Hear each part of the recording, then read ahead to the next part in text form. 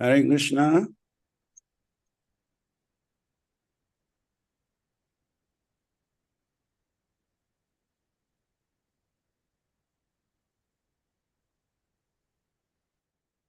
Everyone is muted. What is happening?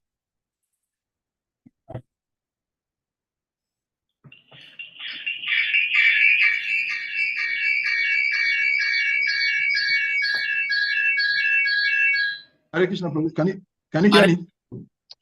Hare Krishna. Jai Jai Hare Krishna. Hare Krishna, Prabhuji. Jai, all glories to Gurudev, glories to Prabhupada. All glories, glories. That's a pretty good meeting for you. Okay. Hear me? A technical issue today. Hare Krishna, can you hear me? Yes. Hare Krishna. Yes. Okay, good. All right. I think Salika, I can move on from here.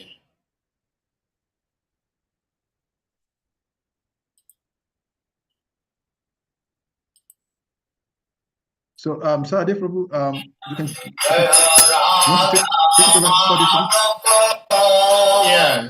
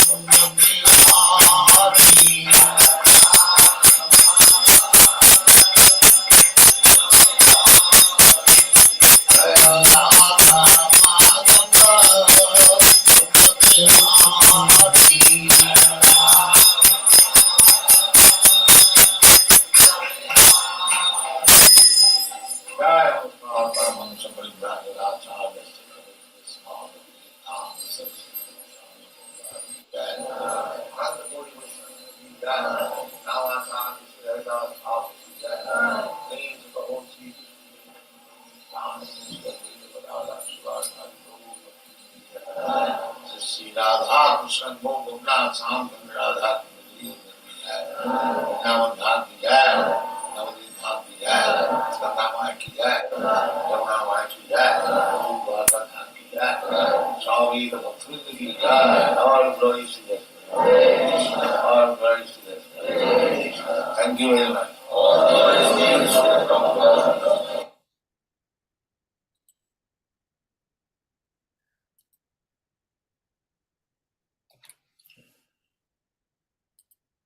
Hare Krishna. Hare Krishna, dear devotees, please accept our humble obeisances. All glories to Jagat Guru Srila Prabhupada, all glories to Guru Deva, and all glories to Samul Vaishnavi devotees. And all glories to you, Prabhuji, His Grace, SRIVAS VANACARI Prabhuji. Hare Krishna. Prabhu, I'm pleasantly surprised to see you here today because I thought you wouldn't be able to be here today because I was reading a few things about your trip to Asia. So Yeah. I was wondering whether it's going to be possible for you to be here. So we're really thankful and appreciative that you were able to be here today. Well, we are still around. I came back from Abuja yesterday. Yeah. And in Ghana, maybe next week before we leave for Thailand. Thailand, okay. Yeah, so we are still around. Okay. Thank you Yeah. so much. Thank you so much. Hare Krishna, Hare Krishna. So we may put the verse on the screen and then you take it over from here. Okay, okay. Okay, Hare Krishna. Thank you so much. Hare Krishna.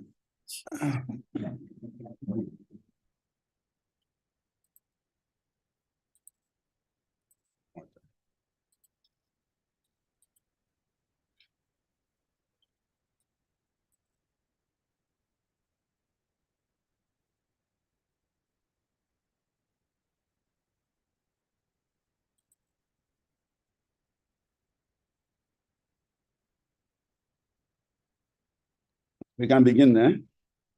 Yes, Prabhuji, please. Okay.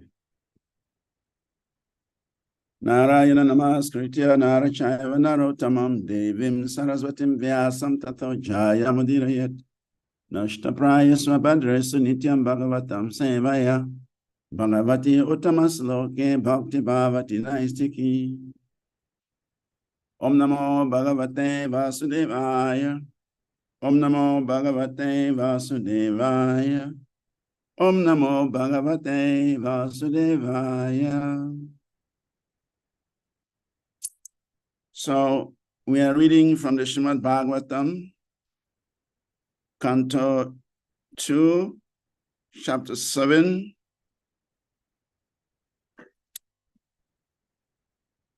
the cosmic manifestation, and we are treating text 5.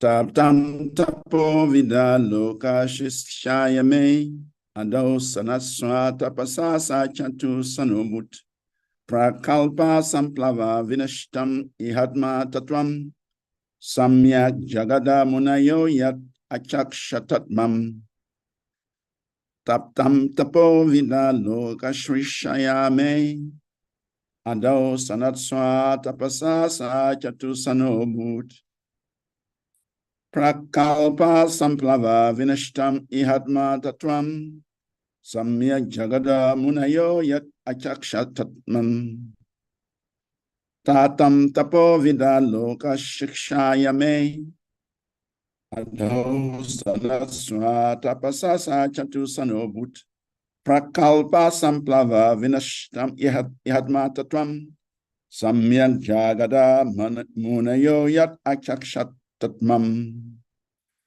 Word for word translation.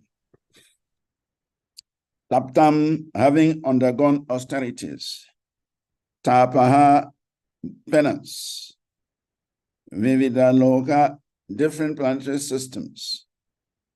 Sikshaya, desiring to create me of me. Adau at first. Sanat, from the supreme personality of God, from the personality of Godhead.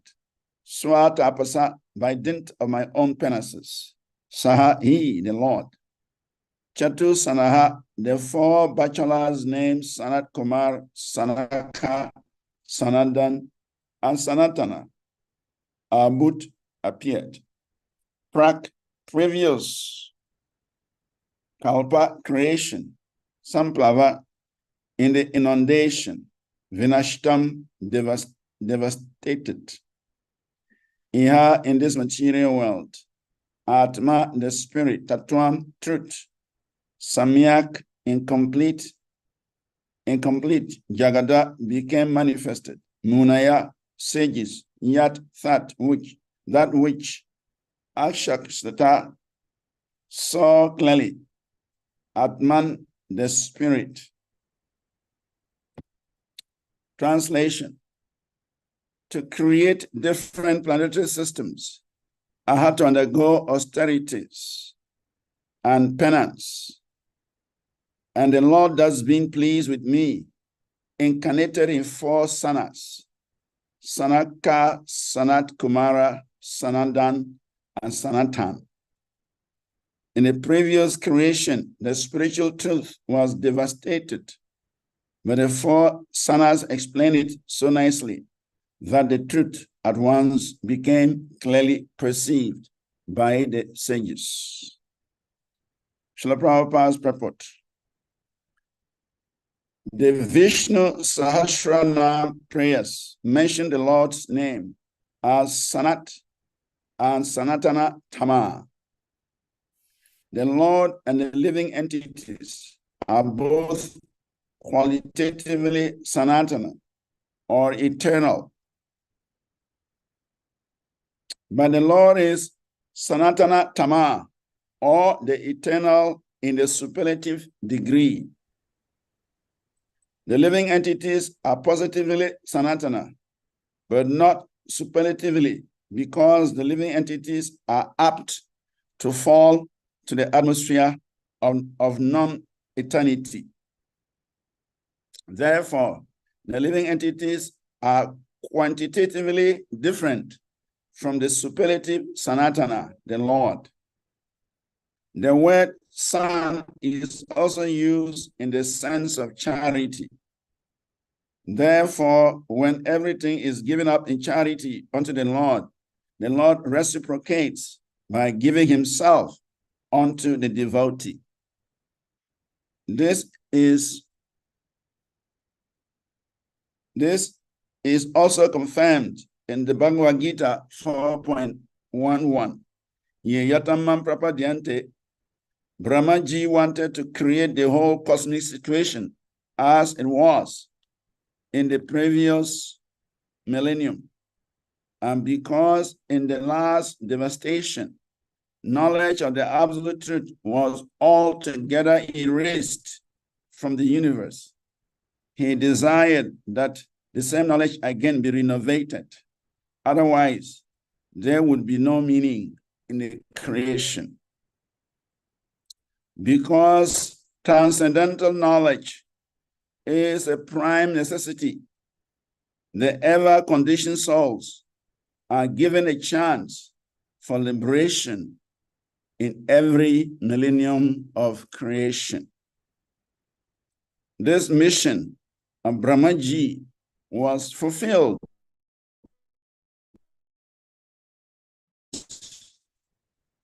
by the grace of the Lord when the 4 sanas, namely Sanaka and Sanatana, appeared as his 4 sons.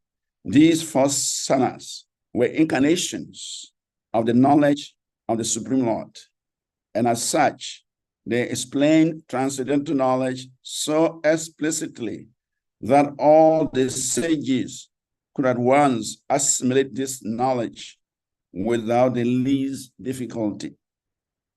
By following in the footsteps of the 4 Kumaras, one can at once see the Supreme Personality of Godhead within himself.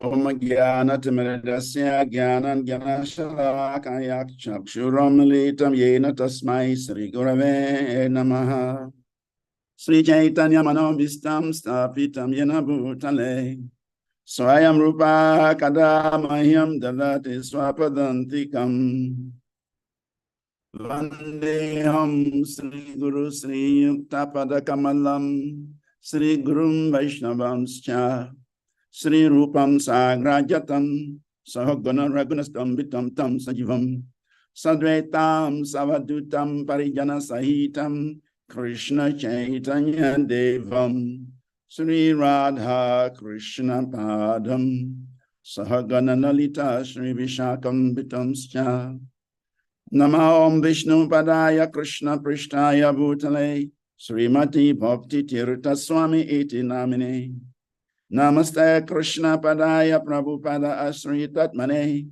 Shri Gaura Karuna Shakti Bhakti Tirtha Iti Namine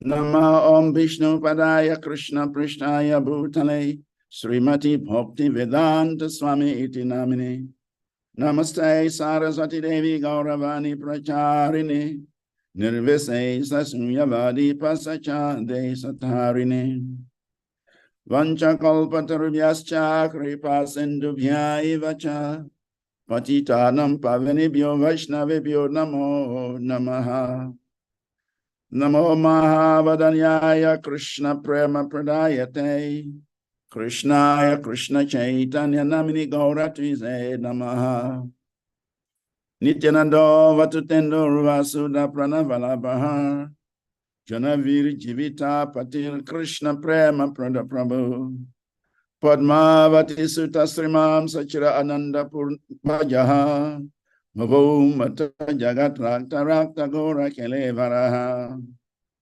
Advaitam Harina Dveta Racharyam Bhakti Shamshanat Bhaktavataram Itam Sham Advaita Acharya Shraye Panchatattvamakam Krishnam Bhakta Rupa Sarupakam Bhaktavataram Bhaktakyam Namami Bhakti Shaktikam Krishnaya Vasudevaya Devaki Nandanaya Cha Nanda Gopa Kumaraya Govindaya Namo Namaha Nama Pankajanavaya Nama Pankajamaline Nama Pankajanitraya Namaste Pankajagraye Namo Brahmanya Devaya Go Brahmana Hitaya Cha Jagaritaya Krishnaya Govindaya Namo Namaha He Krishna Karuna Sindhu Dinabandho Jagatpate Gopesha Gopita Kanta Radha Kanta Namostute Jayatam Surato Pango Mama Madirgatima Sarvaswa Padambu Jorada Madana Mohano Divyar Vindaranya Kalpadrumada Srimad Radhat Gara Simhasanastau Srila Govinda Devo Prishyali Vyamanosmarami Shrimam Rasarasarambi Vam Sivata Tatastita Karusan Venuswanai Gopi Gopinata Sriyestunaha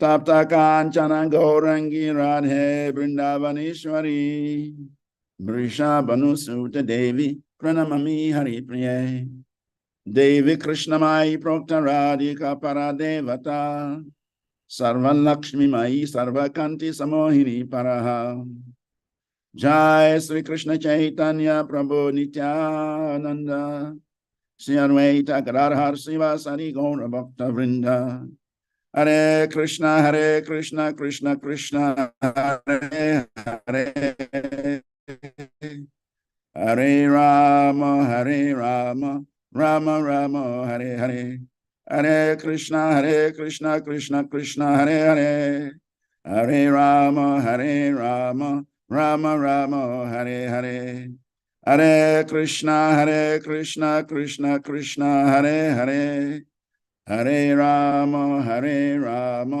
Rama Rama Hare Hare.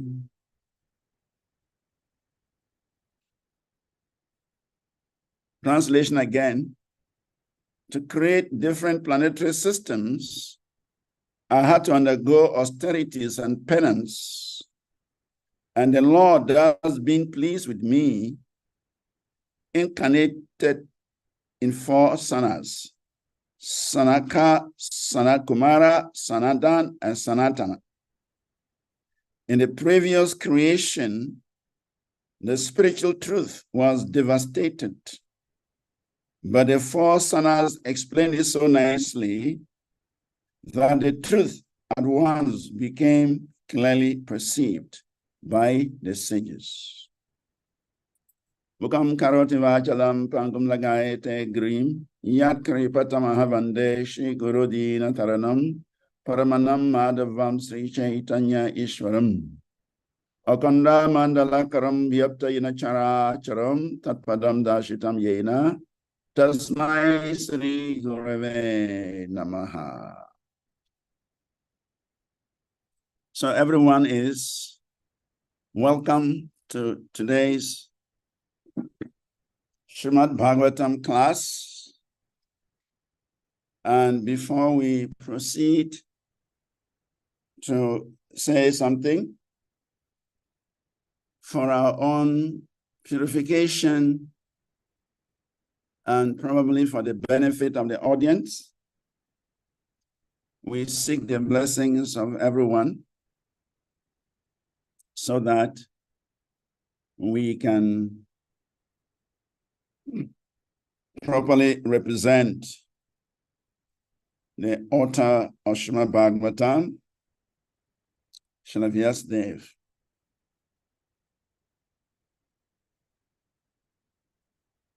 So our verse today is talking about the creation of the 4 Kumaras for the purpose of distributing spiritual knowledge. And for that to happen, Lord Brahma had to undergo great austerities and penances in order to attract the attention of Lord Govinda. And when the Lord was satisfied with his great austerity, the Lord manifested in the form of the 4 Kumaras.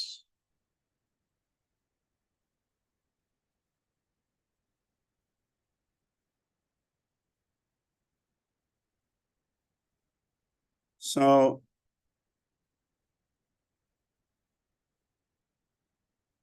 in the very first part of the purport, Srila Prabhupada mentions that the Vishnu Sahasramanam prayers mentions the Lord name as Sanat and Sanatana Tama.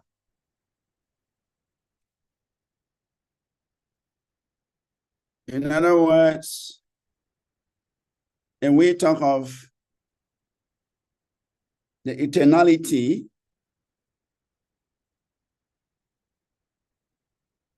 the Lord is the origin of eternality.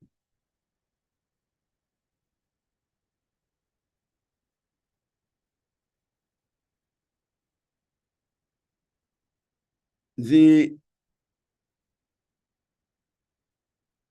is the form of eternality, and therefore he is Sanatana Tama. When the word Tama is used, it refers to the superlative description of an object. So Sanatana Tama, Sanatana or Sanat refers to the Lord. Sanatana means eternality.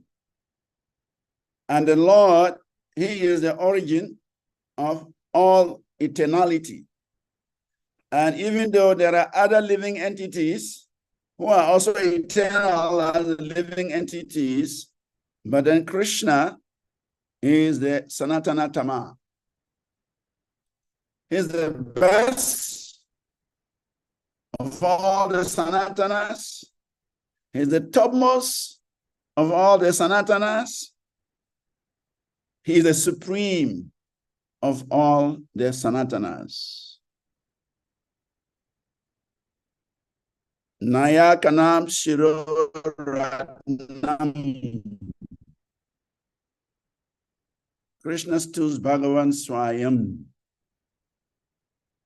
Nayakanam. He is the jewel, the crown jewel of all incarnations. Of all incarnations, Krishna is the hero, is the crown jewel of all the incarnations.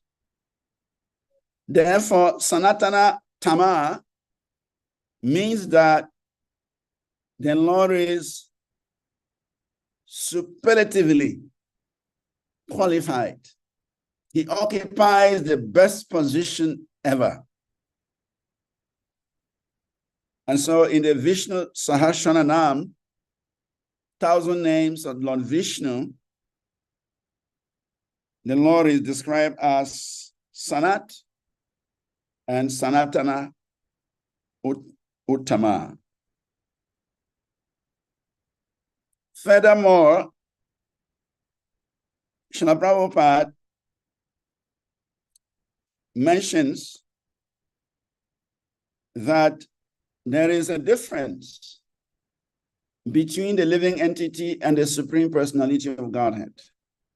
And in bringing out the superlative nature of the Supreme Personality of Godhead, Srila Prabhupada underscores the importance to understand the difference between the living entity and the Supreme Personality of Godhead.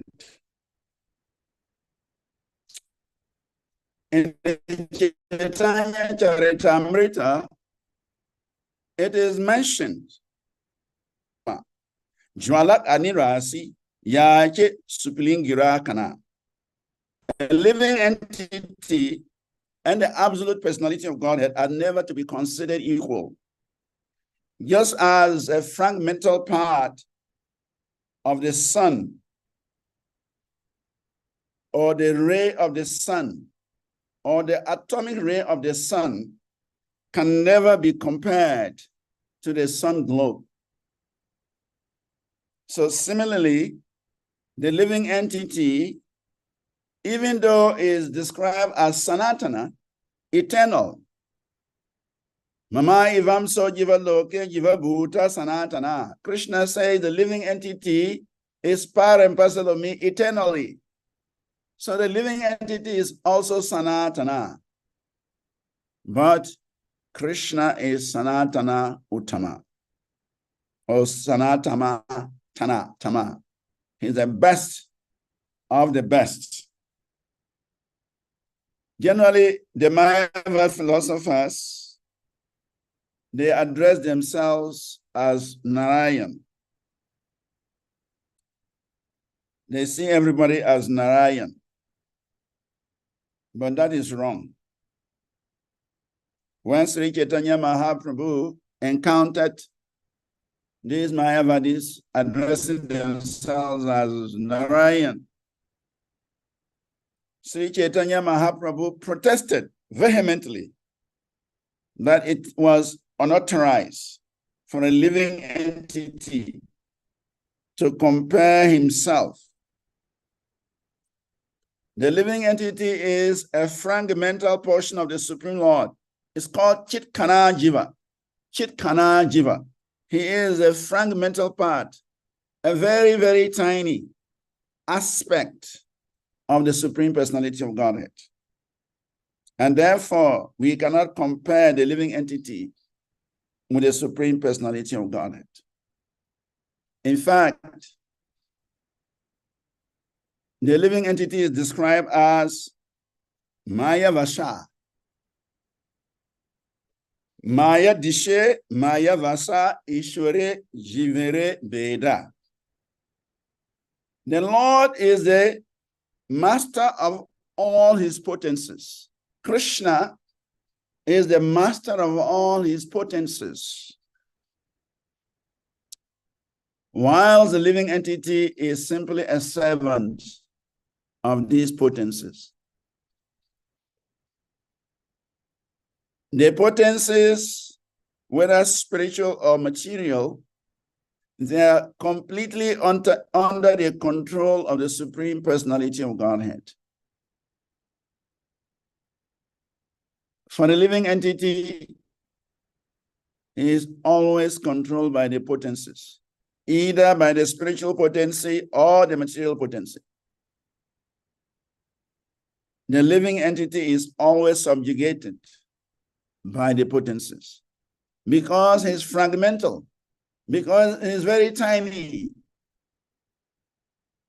And so the living entity cannot be equated with the Supreme Personality of Godhead.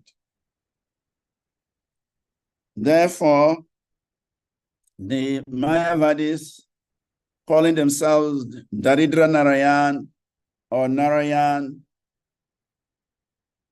it is unaccepted because the living entity can never ever become Narayan. Narayan means the Supreme Personality of Godhead with all the opulences, 6 opulences in full. That is Narayan. You cannot find a living entity who has all the 6 opulences in full strength, full beauty, full knowledge, full wealth, full fame, and full renunciation. You cannot find any living entity with all of these opulences in full. They may have some, but they do not have them in full.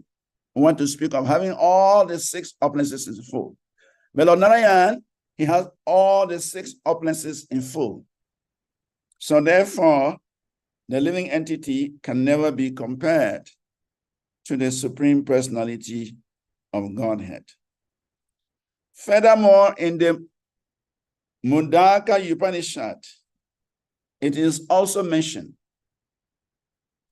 Dwa supana sayuja sakaya samanam vriksham parisha vajayate.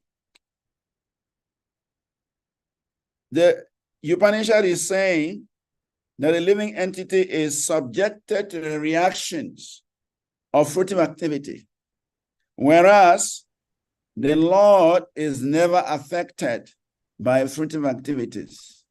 The Lord is simply a witness of the activities of the living entity. The living entity in material life undergoes some reactions because of fruitive activity. And that is the cause of changing situations.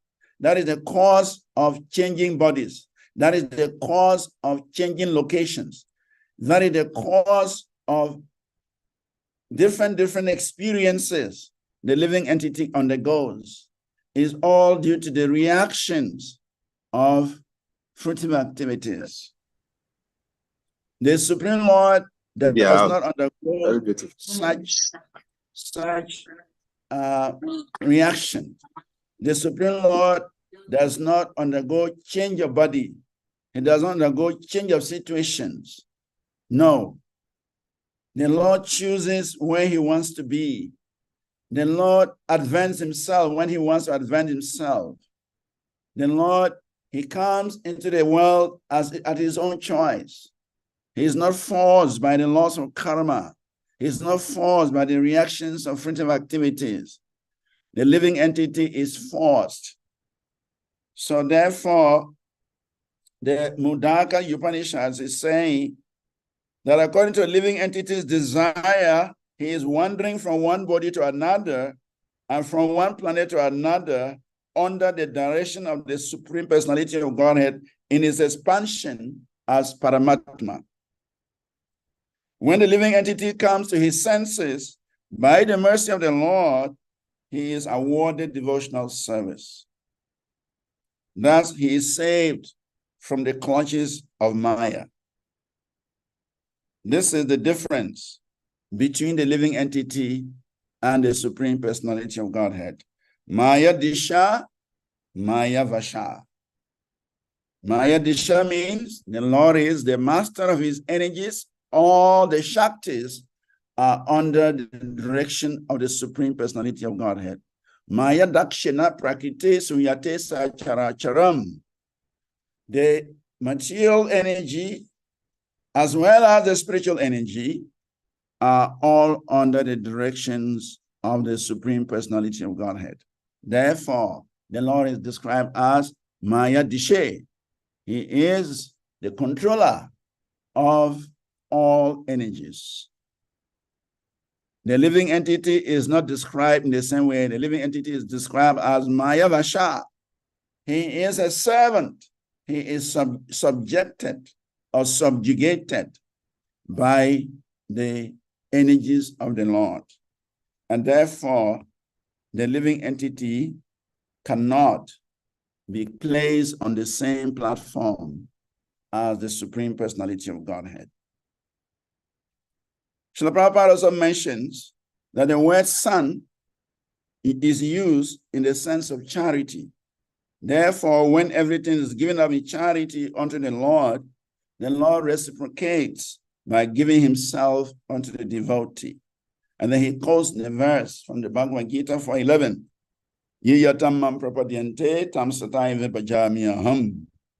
That giving everything to the Lord in charity means winning over the Lord 100%.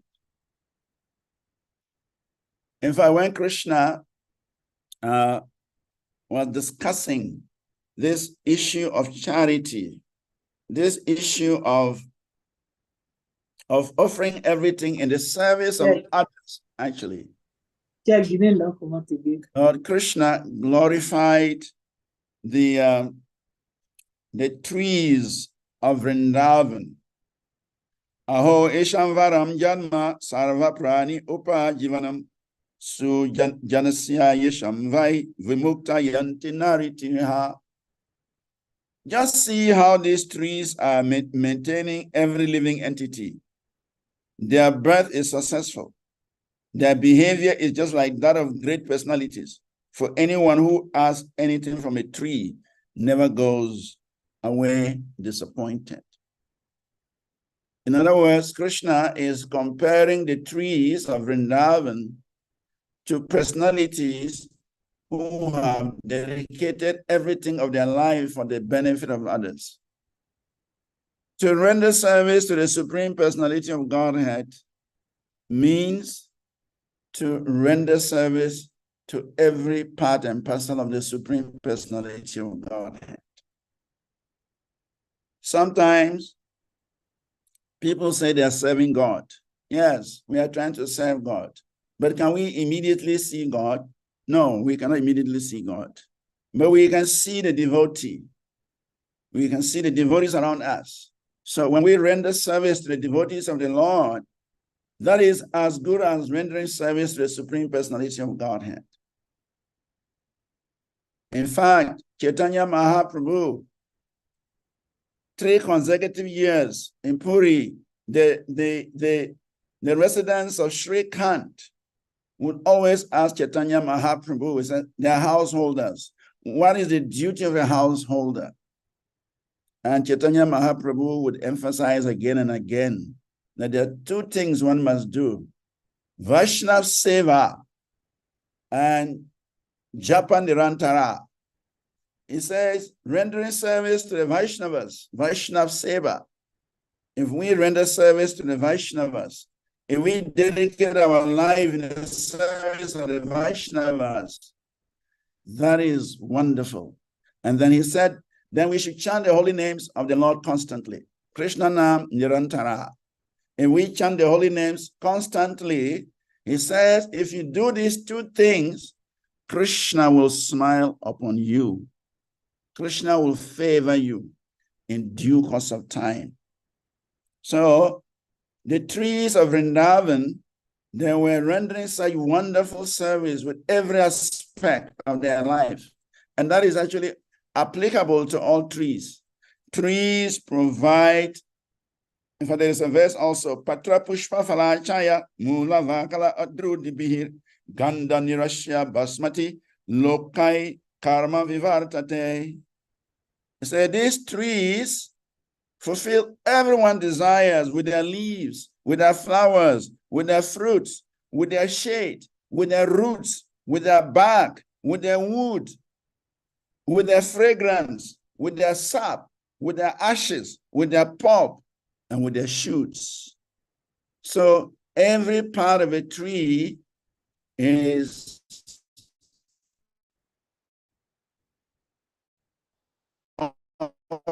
offered in service for the benefit of other living. Actually, he was talking to the gopis. When the gopis prayed to Katyayana or Katyayani that they wanted to marry Krishna, they wanted Krishna to become their husbands, Krishna accepted.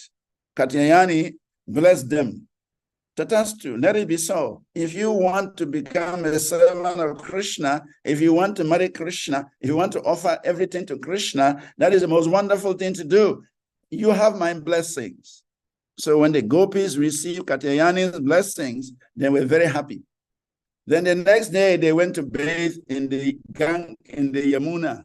They had removed all their clothes and put them under a tree, and they've gone to take a bath. And because Katyayani had blessed the gopis that they will all get married to Krishna, Krishna appeared on the scene and carried all their clothes and climbed a tree with it and said, one by one, all of you come out and collect your clothes from me. So the gopis were engaging in argument with Krishna, and Krishna was giving them different examples of sacrificing one's life for the benefit of others. And then he began to preach about the life of trees, how the trees are serving everyone else with all that they have.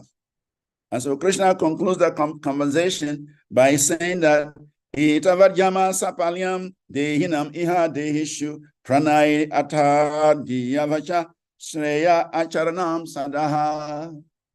That it is the duty of every living being to perform welfare work for the benefit of others with his life, with his wealth, with his intelligence, and with his words. So when we offer everything in the service of the Lord, or we offer everything in the service of the devotees, with our life, with our wealth, with our intelligence, with our words, that is called charity. That is sun.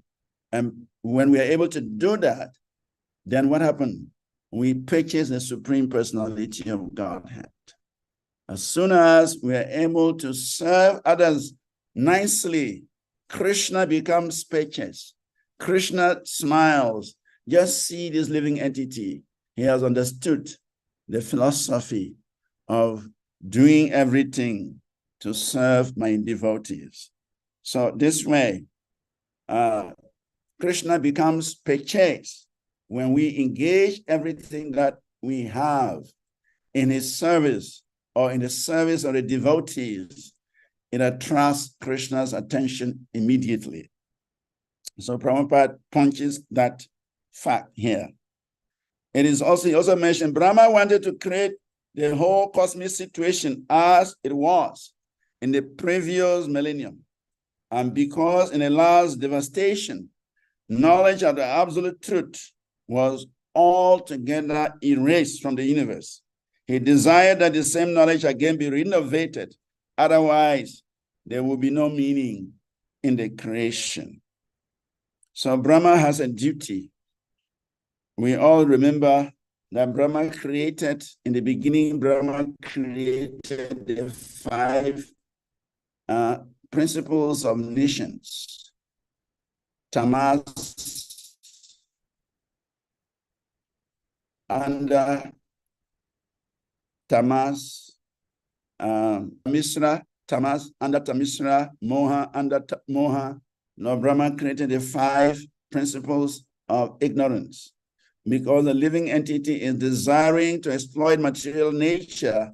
So Brahma has to facilitate the living entity's desire.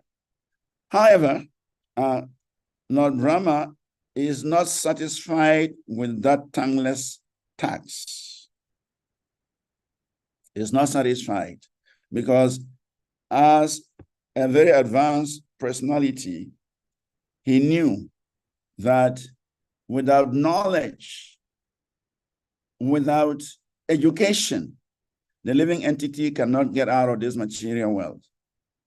So therefore, Lord Brahma had to engage in austerity in order to create the 4 Chatusaras, the 4 Kumaras, so that they can revive the knowledge that was destroyed or devastated in the previous creation. So it is mentioned, Jagatraya no dadi samplavode, Narayana siodara nabila nalat. That, my dear Lord, it is said that when the 3 planetary systems are merged into the water at the time of dissolution, your planetary portion, Narayan, lies down on the water, and gradually the lotus flower grows from his navel, and Brahma takes his birth upon that lotus flower. So when he took his birth from this lotus flower, he witnessed darkness everywhere. When Brahma was born from the lotus flower, he witnessed darkness everywhere. And so he was confused. As we read from the pages of Srimad Bhagavatam, Brahma was running up and down the lotus flower, searching for his source, because everywhere was dark. And then Brahma heard the sound, tapa. Tapa, with his great intelligence, developed intelligence, immediately Brahma understood that my duty is to perform austerity. I cannot understand anything, I cannot perceive anything without austerity. So the sound tapa, which was given to him by the Supreme Lord, Brahma immediately engaged in austerity. And when he performed austerities for 100 celestial years, or 1,000 celestial years, then the Lord revealed to him, Tene Brahma Hiraya Adi Kavaye. The Lord revealed to him all that he need to know, and that enabled Brahma to create. So Brahma is said to be the son of Garbhodakashaya Vishnu. Brahma is sometimes described as Aja or Atmambhu.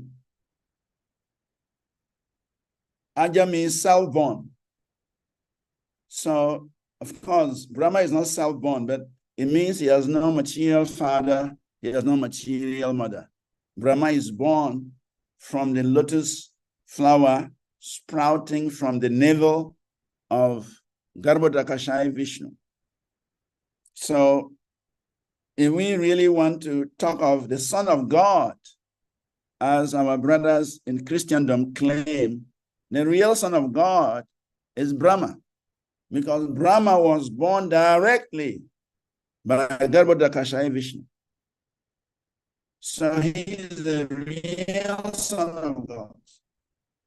The only Son of God they talk about is actually Brahma, because he took his birth directly from Garbhodakashaya Vishnu. He was not conceived by a seminal discharge. He was not conceived in the womb of a mother. Brahma was born out of the lotus flower. So his birth is very special. And because he has to initiate the creation within the universe, he has to take such a special birth, and he has to be given such special instruction, and he has to perform such austerity to attract the mercy of the Supreme Personality of Godhead. And so when he had performed the austerities necessary, then Brahma was empowered to create the 4 Kumaras.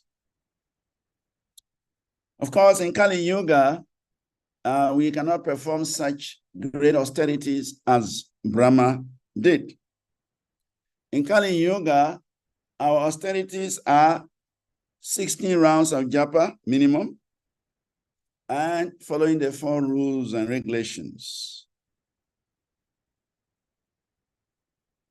If a living entity is able to come to this standard of chanting 16 rounds daily without fail and following the rules and regulations without fail, it is understood that he has received the mercy of Sri Chaitanya Mahaprabhu.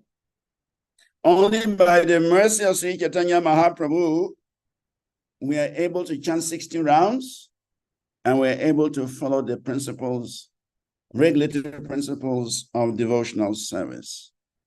Chaitanya Charitamrita says, Kantanjana smriti yasmin duskaram sukkaram bhavet. Vishmrite viparyantam syat Sri Chaitanya namami tvam.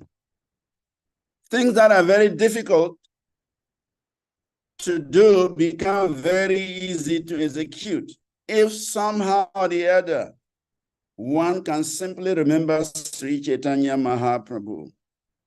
And things become very difficult. If one fails to remember Sri Chaitanya Mahaprabhu, even easy things become very difficult to execute.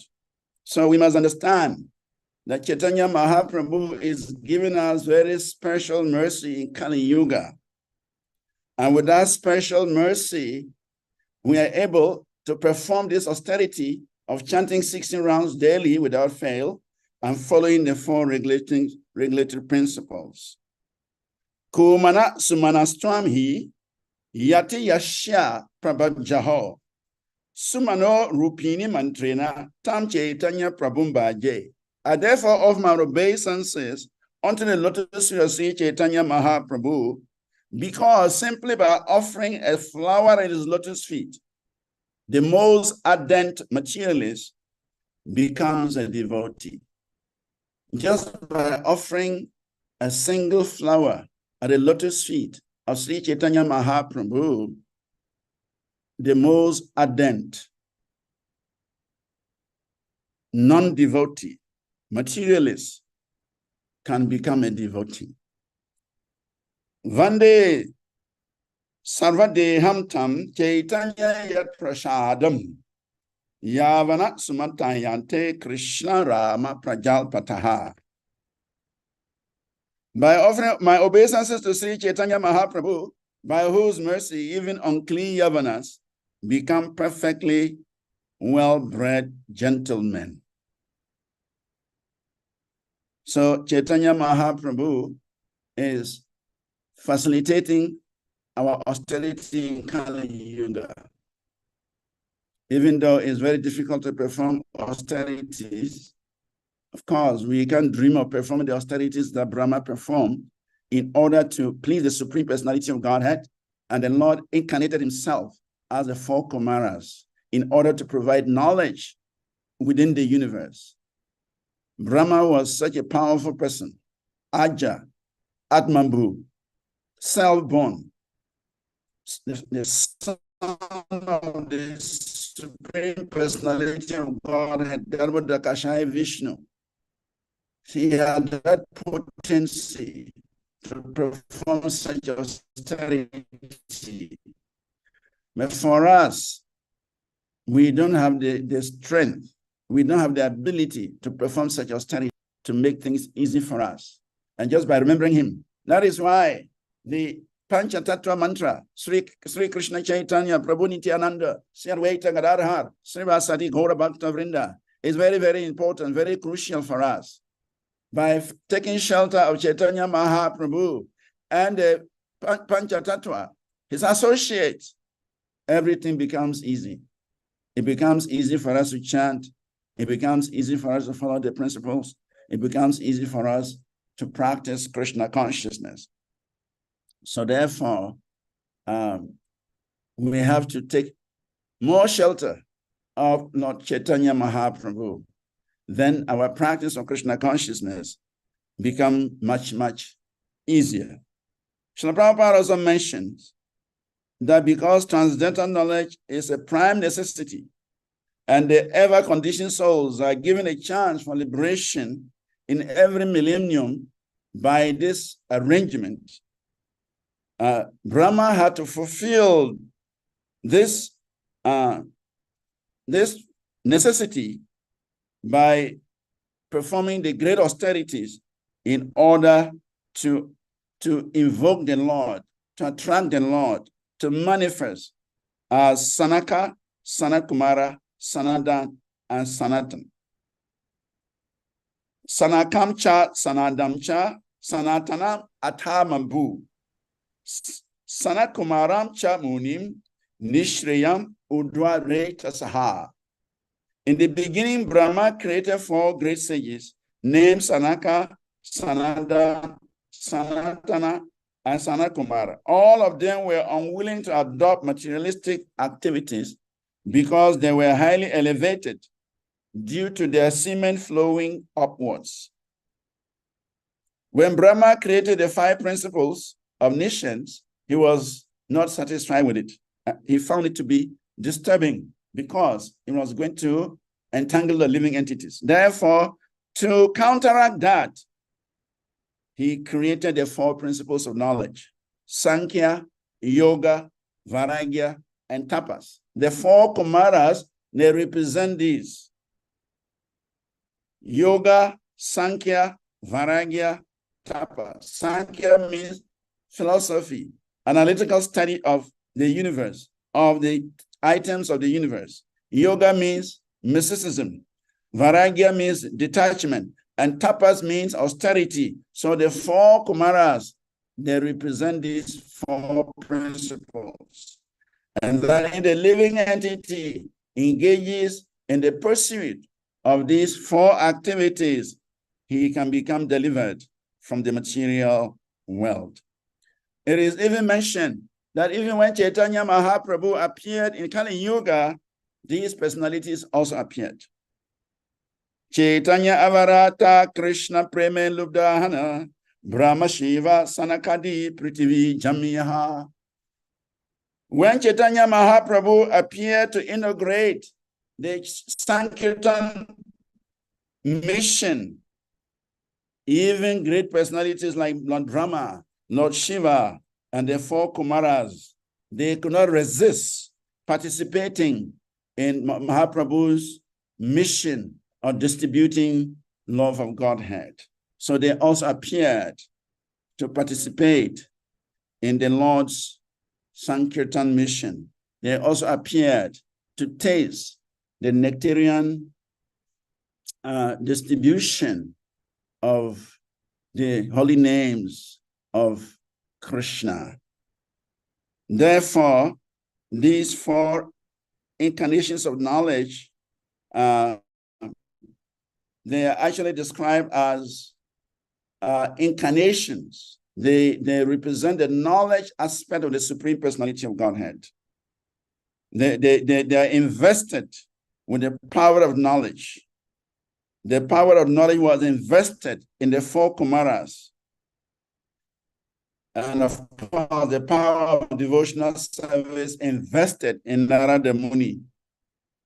So, Lord Brahma's children, even though he had those children who were propagating the populations of the universe, Manu and his descendants, they are meant for increasing the population of the universe.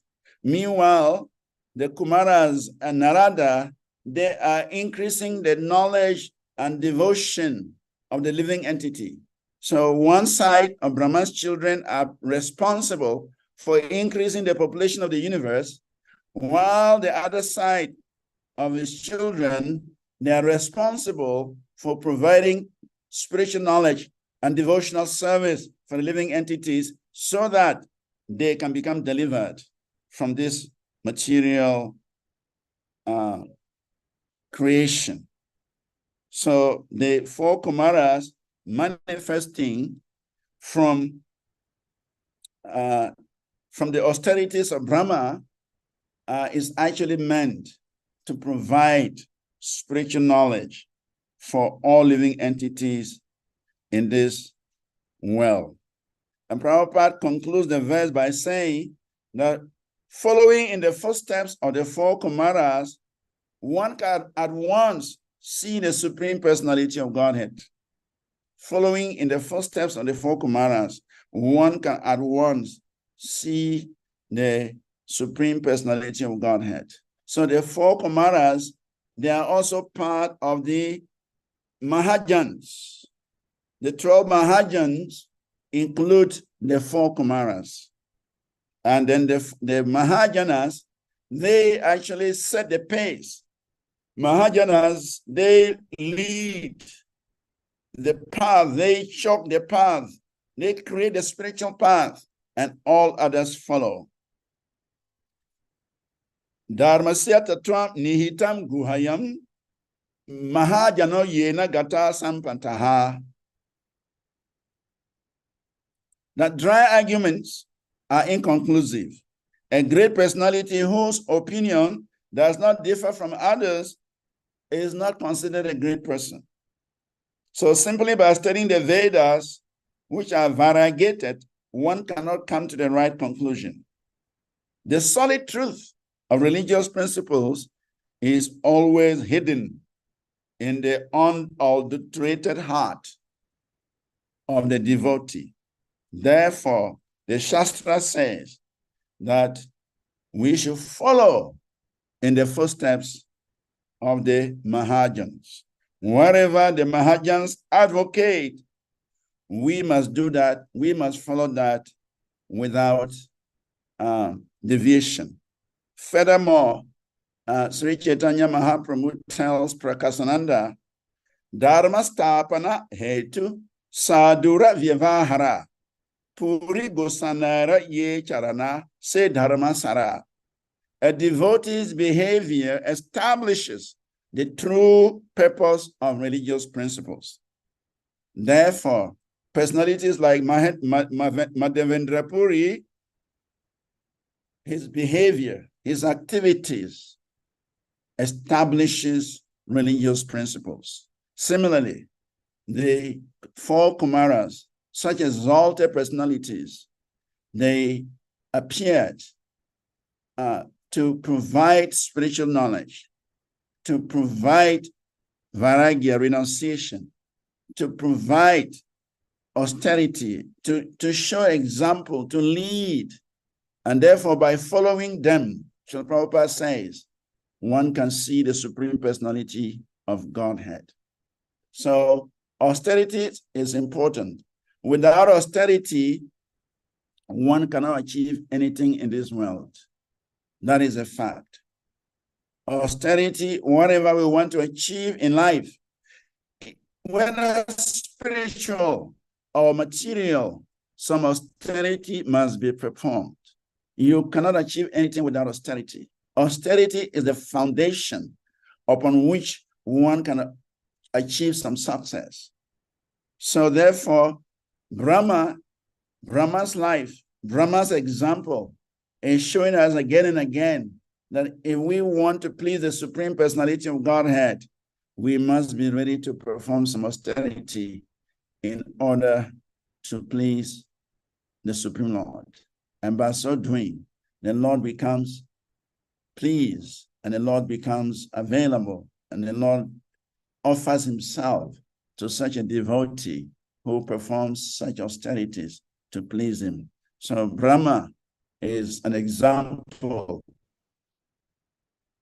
of such a wonderful devotee who is ready to perform all kinds of austerities just to please, manifest in the form of the four Kumaras in order to provide knowledge for the whole universe, beginning with the sages. And from the sages, this knowledge has come down. And today, we are all relishing that knowledge that Brahma, actually, Srimad Bhagavatam was first spoken to Brahma. How did Brahma receive Srimad Bhagavatam? He received Srimad Bhagavatam after he had performed his great austerities. It was spoken to him in a concise form, 4 chatu slokas, We're spoken to the Nara expanded it to Vyasa expanded it to Shukadev expanded it to Parikit Maharaj. And Sutta Goswami had it, he expanded it to the 88,000 sages Namaskarinya. So therefore, this knowledge of Srimad Bhagavatam is actually coming from the austerities of Brahma. And so if we want to please the Supreme Personality of Godhead, we must accept some form of austerity. And as I said, in Kali Yuga, there is no greater austerity than to observe the 4 principles of Krishna consciousness and chant the Hare Krishna Maha Mantra constantly. If we're able to do that, we can attract Sri Chaitanya Mahaprabhu, who is so merciful and who is always ready to benefit or benedict any living entity who is ready to receive his mercy. On this note, we shall end here. If there are any comments or questions, you're welcome. Hare Krishna. Hare Krishna, thank you so much, His Grace SRIVAS VANACARI. Hare Krishna. So beautiful, so beautiful. And dear devotees, if anyone may have questions, comment, realizations, you would want to speak, you raise your hand or your physical hand and be asked to unmute. Govinda Prabhu, please, you may unmute.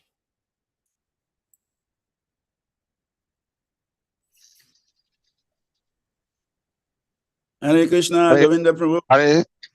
Hare Krishna, Srivas Maharaj, please accept my humble obeisances. All glories to Gurudev, all glories to Srila Prabhupada.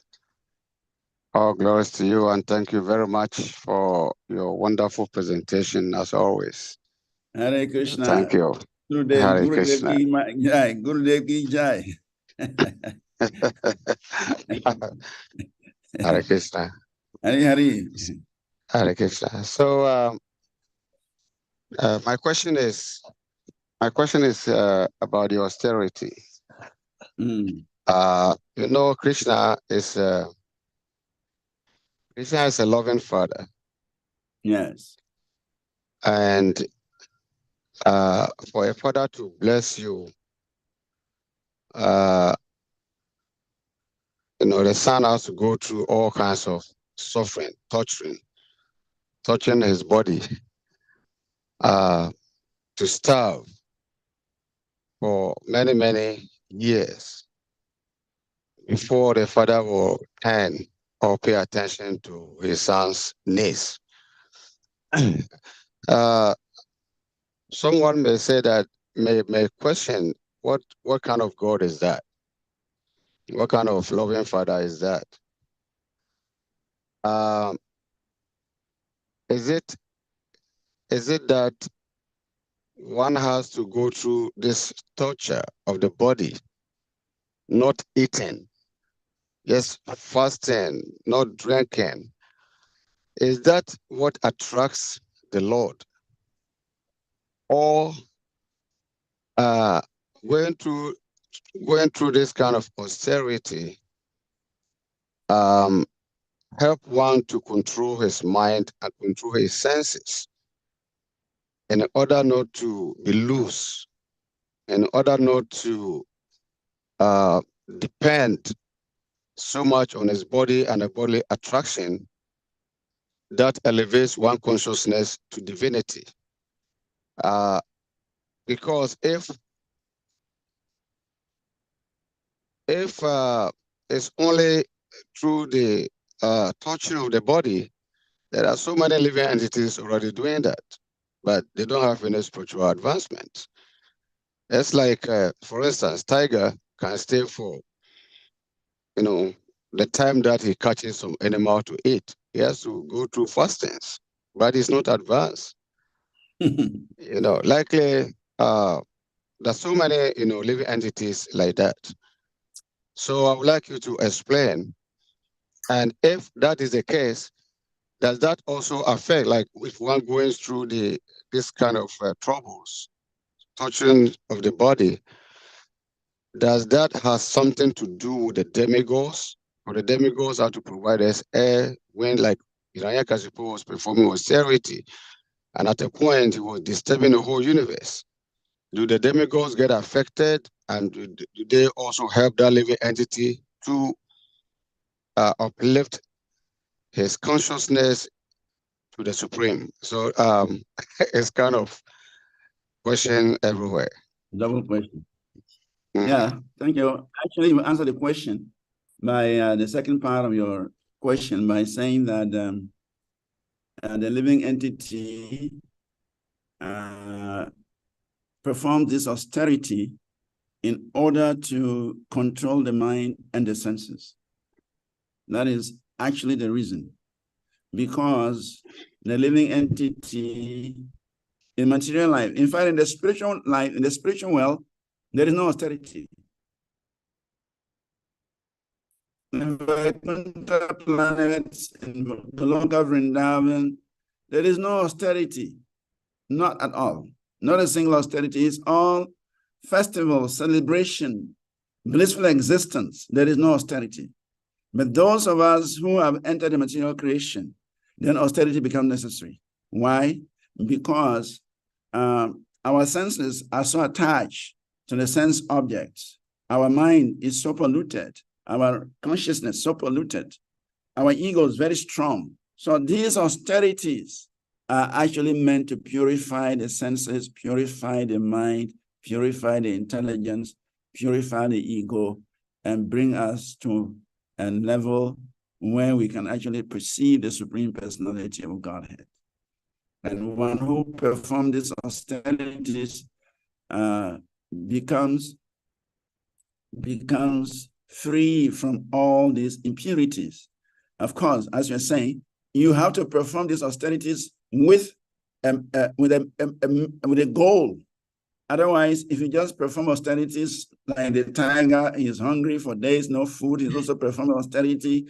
The python is lying there for months without food, just waiting for his prey. He's also performing austerity, but it doesn't become serialized. But when we perform austerity, we must have a goal. Why are we performing this austerity? Because we want to purify the senses.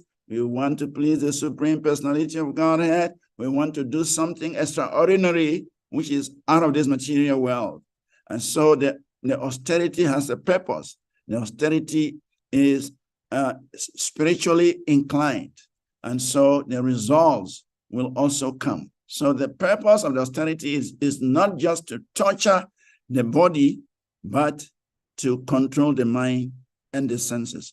For the demons, they also perform austerities. Yes, demons, they can perform all kinds of austerities. And Hiranyakashipu is just an example. He performed such austerities to the degree that he was choking the whole universe. He was choking the universe. You see, by austerities, and we also saw that in Dhruva Maharaj, by austerities, we can actually control the universal elementals. By austerity, you can control the fires, you can control the air, you can control the waters, you can control all the different elementals in the universe. So Hiranyakashipu, he performed austerity. Fire was coming out of his head. He performed austerity. He was choking the universe. Nobody could breathe. So these kind of austerities, they are not spiritual. They are performed just to control others. They are performed for some material purposes. Hiranyakashipu, he didn't want to die. He wanted Amara, deathlessness. And so his austerities were not meant for spiritual advancement. They were just meant to torture others. So, but a devotee's austerity is performing with the aim of controlling the mind, controlling the senses, purifying the intelligence, and doing something positive in the service of the Lord. That is very pleasing to the Lord. And so the Lord becomes subservient. But the non-devotees, they may perform all kinds of austerities for political reasons, for material reasons, but they cannot make advancement with the mode of goodness, not austerity in the mode of passion, or austerity in the mode of ignorance. And the austerity in the mode of goodness will elevate one. will purify one and bring him close to the Supreme Personality of Godhead. That is the type of austerity that we should perform. Is that okay? Govinda Prabhu. Yeah, thank you very, very much. Thank you. All right. Thank you so much. So we go to His Grace Hari Chakra Prabhu. Please, you may unmute.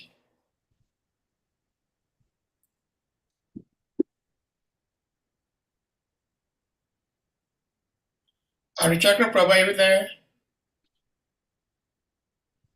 Yeah, sir, go to the next person. I'll be back. Okay, so we go to Kavikanapur. Please, you may unmute.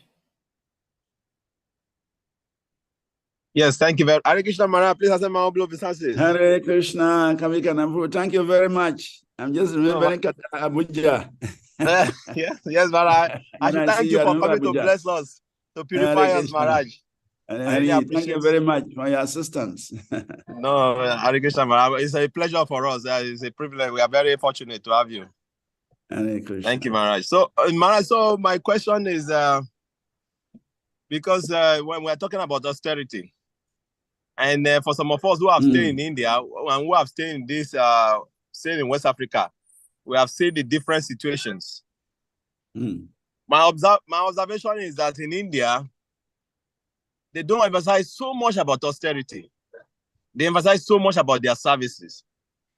Yeah. And you can see how they are making so much progress in those various services, and how devotees are trying sincerely. You can see that they are trying sincerely. Yeah. And in this part of the world, it just came to my mind now as I'm saying this. When Guru Maharaj was here the other day, I think it was yesterday, and he was saying that Africans, he doesn't know how we do it, but they love fasting and pray and all those things.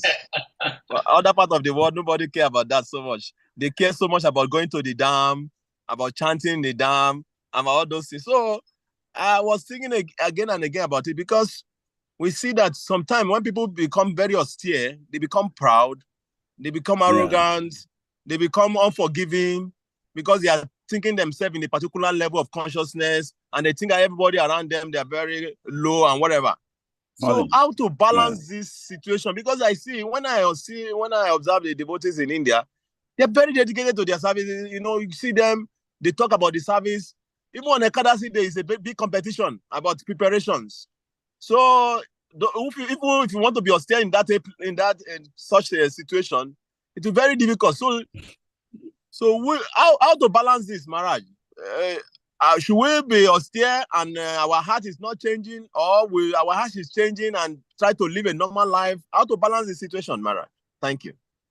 Hare Krishna, Hare Krishna. Yeah, it's a fact. It's a good observation that in India, Ekadashi is a celebration.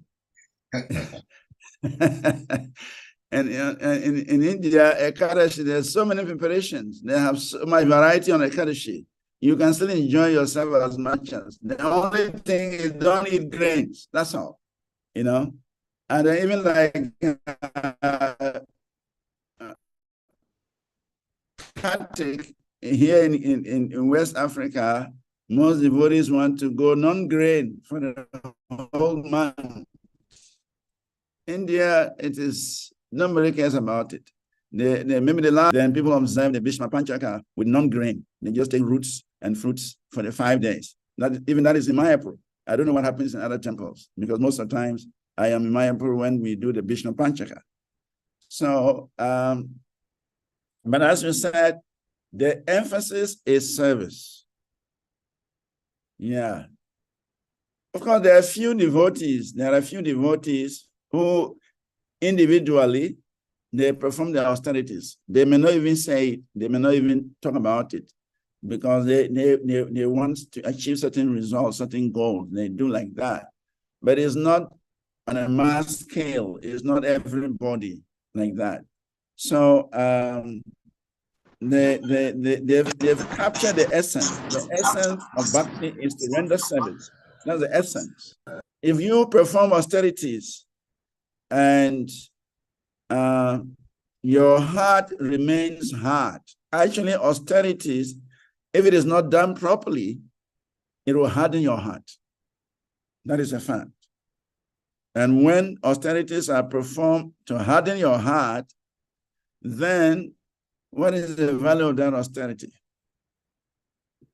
So, as we're saying, austerity can be accepted, but we should not put so much emphasis on it to the disadvantage of service.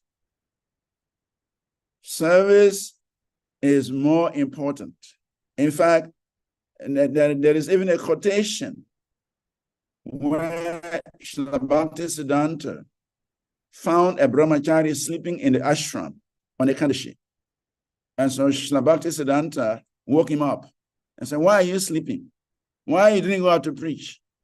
And the brahmachari said, "Guru Maharaj, I'm observing Ekadashi." And he became very angry. He said, "Why don't you eat grains and go and preach?" Srila Bhaktisiddhanta chastised him very heavily. He said, "Go and eat grains and go and preach. Better to preach than to be sleeping in the name of austerity." You know, so service is more glorious than austerity. But if one can do both together, then it is wonderful. Like in the case of Bhaktisiddhanta Maharaj, he used to tell us he had a certain principle. If he does not distribute a certain number of books a day, he will not eat. That was his principle. So he will go out early in the morning until he distributes a certain number of books before he will come and then take some breakfast. If he does not distribute enough books that day, he will fast. So he's not fasting because the fasting does not disturb his service. He uses it as to increase his determination. Actually, that is what it means. When we fast, it is actually meant to increase our determination. And so if our determination is increased, then we should do more service. So if the fasting or austerities will enhance our service, will allow us to do more service, will expand our service, then that is a wonderful austerity. But if the austerity affects the service, decreases the service, then there is no benefit. So austerity is necessary. Some amount of austerity, as I was saying, in Kali Yuga, the greatest austerity is following the 4 rules and regulations. Because everything is degraded, everything is polluted. So if one is able to follow these rules and regulations tenaciously, and is able to chant his 16 rounds without fail every blessed day, non-stop, we understand that he has received special mercy from Sri Chaitanya Mahaprabhu, and that is why he's able to follow these principles and chant the Hare Krishna Mahamantra on a daily basis. That is the greatest austerity. And then, of course, whatever service we are given, we must make sure we never neglect it. We must execute it at all costs. If the austerity will help us to do these things better, well, we accept it. But if the austerity is going to disturb the service, then why don't we adjust that austerity? That is what I will say. Thank you very much, Maharaj. Hare Krishna, Maharaj. Hare Krishna, Hare Krishna. Any other comment? Hare Krishna. Yeah, thank you so much for the question. Thank you again. So, I'm back. Yes, go ahead, please. Hare Krishna Prabhu. Thank you very much for. Hare Krishna, Hare Chakra Prabhu. Thank you very Hare much. Krishna. As usual. So I think you should be thinking about it. The proposal that Sir Dave gave that you have to talk every week. I think you should be thinking about that proposal. Well, that is a service. So any service that will satisfy the devotees and give us opportunity to study more, why not? Hare Krishna. Peter, $10. Oh, Hare Krishna, Prabhu, you talking to us or talking to somebody else? No. So my question is, I'm just playing the devil's advocate. During your lecture, you were talking about how the Mayavadis, even some were referring to themselves as Narayan, Narayan. Which is wrong. But not in my opinion, why are we even trying to blame them? Because our philosophy of Achinta Bida Bida Taswa, it says that we are simultaneously one and equal and different from the Supreme. So if the Supreme is Narayan, why can't they be small Narayan? If they are so I mean, sometimes I think our philosophy too, the way we present it also, I mean, makes people take advantage of certain things. Like we are one and the same with the Lord. We have the same qualities, we have this thing. So why can't I be God? So in this way, people are thinking that, oh yeah, and I'm also God. I'm also this. So I'm a small God. Yeah, it prompts them to call themselves some small Naraya. So what do you think? Well, Chaitanya Mahaprabhu, he doesn't want to hear that at all. When the Mayavadis, they address themselves as Namo Narayanaha Namaha. Lord Chaitanya is very disturbed because he says, Chitkana Jiva, the living entity is a drop of the energy of the Supreme Personality of Godhead. Qualitatively, yes, we are one with the Lord, but quantitatively, no, we cannot equal the Lord. So when they say Namo Narayanaha, they are offering obeisances to each other as Narayan. If they say we are tiny Narayans, maybe Mahaprabhu will not get so disturbed, but they are not saying that. They are addressing themselves as Narayans, which means they are equating themselves with the Supreme Personality of Godhead. I think that is the point. The point is they are equating themselves with the Supreme Personality of Godhead because they say the Lord is impersonal. So if the Lord is impersonal, when you give up this material existence, then you merge with the impersonal aspect, and therefore you become one. So their understanding is a katwam. We become one with the Supreme Personality of Godhead, and that is the Mayavad philosophy. That's the Mayavad understanding, and that is completely against the Vaishnav way of seeing the Lord. We cannot be one with the Supreme Lord because the Supreme Lord is Maya Dishe, and the living entity is Maya Vasha. Maya Dishe means he controls all his energies. The energies, they don't control the Lord. But for a living entity, whether we are in the spiritual world or we're in the material world, we are always subjugated by the Shaktis of the Lord, the energies of the Lord. So therefore, the living entity cannot describe himself as Narayan, because Narayan is the controller of his energies, but the living entity is not the controller of Narayan's energies. So I think that is the point, that we cannot, the equation, when we say we are equal to the Supreme, then that is where Mahaprabhu is very disturbed. Hare Krishna, thank you so much. Hare Krishna. So we go to His Grace Shumavara Acharya Prabhu, please. You may unmute. Hare Krishna, Dandava Pranam. Hare Krishna, SRIVAS ji. Right. All glories to Sri Gauranga. Thank you. All glories to Guru Deva Srila Prabhupada. Okay. What is your comment? I think I have both comment and question. First is chapter 11, text 53. Krishna mentioned that whether by charity, austerity, or study of the scripture, you cannot know him. Only by baptism. So when you hear that, and then you see these verses in Srimad Bhagavatam that are making, and spoken by Krishna, by the Supreme Lord himself.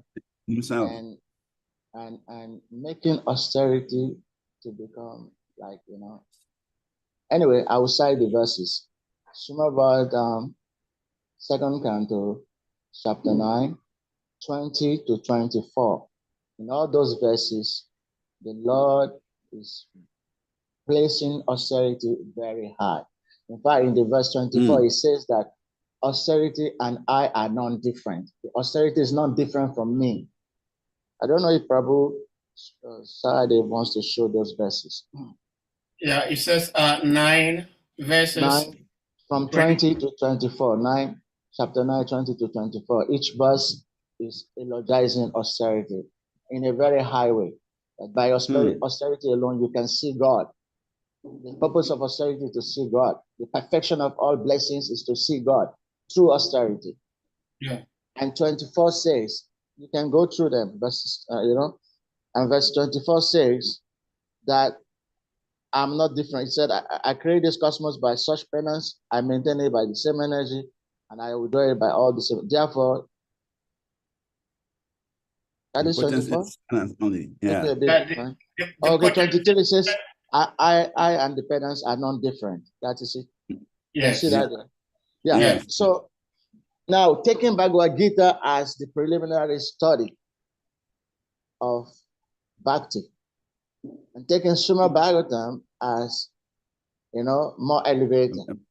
So when you see the statement in Srimad Bhagavatam, and you want to compare with the Bhagavad Gita, you tend to want to take Srimad Bhagavatam as superior, as elevated, right? So, but I want us to read the purport of that 24 or 24. No, 23. To read the first paragraph of that purport. First paragraph. It says the penance by which one can see the personality of God. No, it's not this one. It's the other one, 24. Okay. 24. The purport to 24. In executing penance, one must be determined to return home back to Godhead. Yes. And must decide to undergo all types of tribulations for that end. Even for material prosperity and in name and fame, one has to undergo severe types of penances. Otherwise, no one can become an important figure in this material world. Why then should there not be severe types of penances for the perfection of devotional service? An easy-going life and attainment of perfection in transcendental realization cannot go together. The Lord is more clever than any loving entity. Therefore, he wants to see how painstaking the devotee is in devotional service. The order is received from the Lord, either directly or through the bona fide spiritual master. And to execute that order, however painstaking, is the severe type of penance. One who follows the principle rigidly is sure to achieve success in attaining the Lord's mercy. I think SRIVAS VANACARI, when he was... Yeah, they took our light out to put on my solar. Okay. Actually, I was saying that you shared this same facts when you were speaking. Okay. But even in material existence, one has to go through austerities to achieve whatever you want. Yes. So what to speak of spirituality? Yes, so, that's why I cited this purport, because Srila Prabhupada is actually confirming the fact that austerity is needed in order to go back home, back to God. Yes. Well, what I can say is that austerity is part of material. Once you live in the material world, once you're in the material world, you cannot avoid austerity. It's just a question of what is it meant for. In anything we do in life, some austerity is required. In whichever field, If you want to be a good athlete, you have to train and train and train and train. You have to give up early morning sleep. You have to jog and jog and jog. For instance, late Muhammad Ali, he told Gurudev that whenever he was going for a well-titled bout for 5 to 6 months, he's not allowed to go near his wife. Yeah, he has nothing to do with his wife. He has to stay away from his wife so that he can develop and sharpness,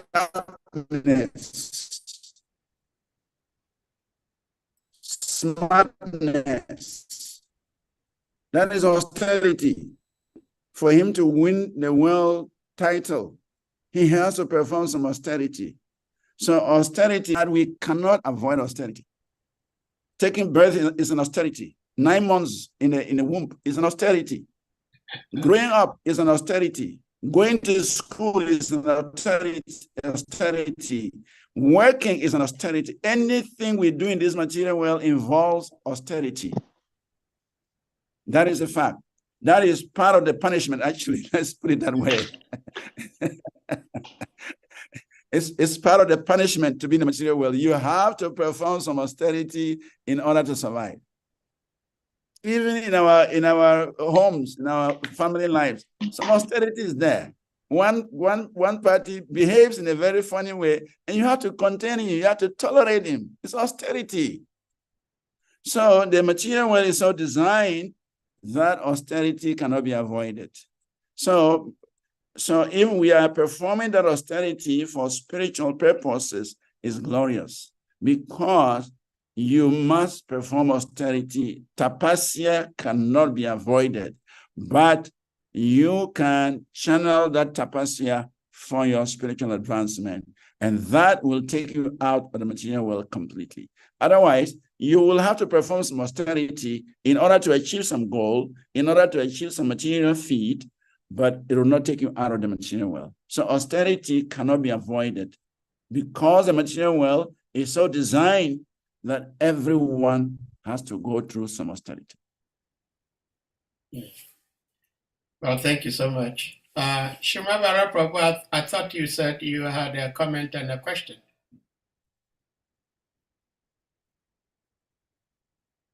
Are you done?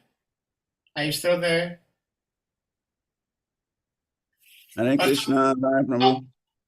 Okay, so we'll move on to Thakur Prabhu. Please, you may unmute. Hare Krishna, please accept my humble obeisances of those to Srila Prabhupada. And thank you, Prabhu, for your wonderful presentation. I saw a couple of comments on austerity. So when we're growing up, there's a saying in our country, if you want good, you know it has to run. In other words, whatever you're doing, there has to be some amount of giving up something. For example, we went to college, and rather than going to the movies, we spent hours and hours studying. So it is there that you have to, so we want to see austerity as part of the whole aspect of devotional service. Are you hearing me clearly? Yeah, I'm getting some part. You say, even in school, you have to perform some austerity to pass the exams. Right. Okay. Yeah. So okay. All right. So I think we look at austerity as part of the whole devotional service. In other words, so there's a part in purport which says devotional service and easygoing life. So we look at it now. So we have right. So an easygoing life. It's there, in purport, an easygoing life and devotional service does not work. They go ill together. Yeah. Prabhuji is trying to. It's a question and at the same time like a comment. So what Prabhuji is saying is that, like in his country, of course, he's joining us from Jamaica. Wow. And he's saying that in his country, which I believe is almost everywhere around the world, Thakur Prabhu, practically speaking, that you decide whether you want to go to college and spend some time to study, or you just want to go to movies. But if you go to movies, you know that your future is most likely not going to be very bright. So you go to college, you spend so much time to study, and with that austerity, your future is most likely going to be bright. So that is part of life. So should we take it that it is natural that in devotional service, in devotional life, austerity is also part of it automatically, if we want to be successful. Yeah, that is true. And that's why Prabhupada is saying that devotional life and easy living, they are not compatible. Yeah, they go. In other words, in devotional life, some austerities has to be accepted. We cannot run away from austerity. If you want to chant your rounds nicely, you have to rise up early. If you want to increase your study, you have to sacrifice some time. Anything you want to do in Krishna consciousness, some amount of energy has to be spent on it. That is austerity. So if you don't want to sacrifice anything, then it's going to be difficult for you to make progress. Some sacrifice must be there. Either your time, either your energy, either your money, either your whatever. Some amount of sacrifice is necessary in the practice of Krishna consciousness. And that also applies even to our material life. Because if you to excel in exams is not that easy. You have to work for it. Unless you buy your grades, but then it still involves some austerity. You have to work hard, make the money, and buy the grades. Otherwise, you have to study, read the books, light the midnight candle, and then cram everything in your head and go and pass your exams and get your A. So whatever way we can avoid austerity, it is part of this material creation. But the point is, we can perform these austerities for a higher purpose. Generally, everybody is performing austerity. As Govinda Prabhu was saying, even animals are performing austerity. When they don't get their food, they fast. So it's austerity. But that kind of austerity is austerity in the mode of ignorance. And so it doesn't bring about advancement. But a human being, for that matter, a devotee, can perform austerity with the goal of gaining some higher knowledge, higher experience, bhakti, and so on. So that kind of austerity is what we should do. Hare Krishna, thank you so much, His Grace. See, there are so many questions from Hare Krishna. So many questions from the beautiful class you gave, but I think we're going to try to limit it, at least from my end, to this austerity, which was initiated by Govinda Prabhu, and followed up by Kavi Kanapur and Shimavara also did. From Bhagavad Gita chapter 17, I think texts, let me see if I may put it up here. It also talks about austerities. Yeah, different types of austerities. Yes, this is Divisions of Faith, chapter 17 of the Bhagavad Gita. And from text 14, it talks about austerity of the body consists in worship of the Supreme Lord, the Brahmins, the spiritual master, and the superiors like the father and mother, and in cleanliness, simplicity, celibacy, and nonviolence, austerity of speech. So these austerities are all there. They are influenced by the three modes of material nature. So Kavi Kanapur Prabhu was saying that some people who perform lots of austerity sometimes makes them become falsely proud. But we also, we also see that, Like in India, where Kavikanapur is saying that the emphasis is more on service and studying of the scriptures. That also can sometimes lead one to become falsely proud. And just 3 verses behind what we are discussing, what you discussed today, Srila Prabhupada talks about austerities and then knowledge. And since austerities and knowledge, they are good, but they are subservient to devotional service. They are subservient to devotional service. They are required because it's part of our life, but they are subservient to devotional service. Now, my question is, if I were to choose an austerity to help me realize Krishna, there are easy ones I could have chosen. But like you said, that for our age, the austerities prescribed for us is to chant unfailingly minimum of 16 rounds and the 4 regulative principles. So my question is, did Garbhoda Kashaya Vishnu specifically instructed Lord Brahma exactly what austerities he had to perform?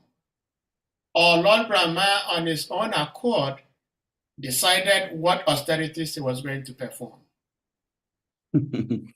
Well, the scripture says Brahma had the word tapa. Yes. And because of his very deep intelligence, very great intelligence, he understood that tapa means he has to perform some austerity.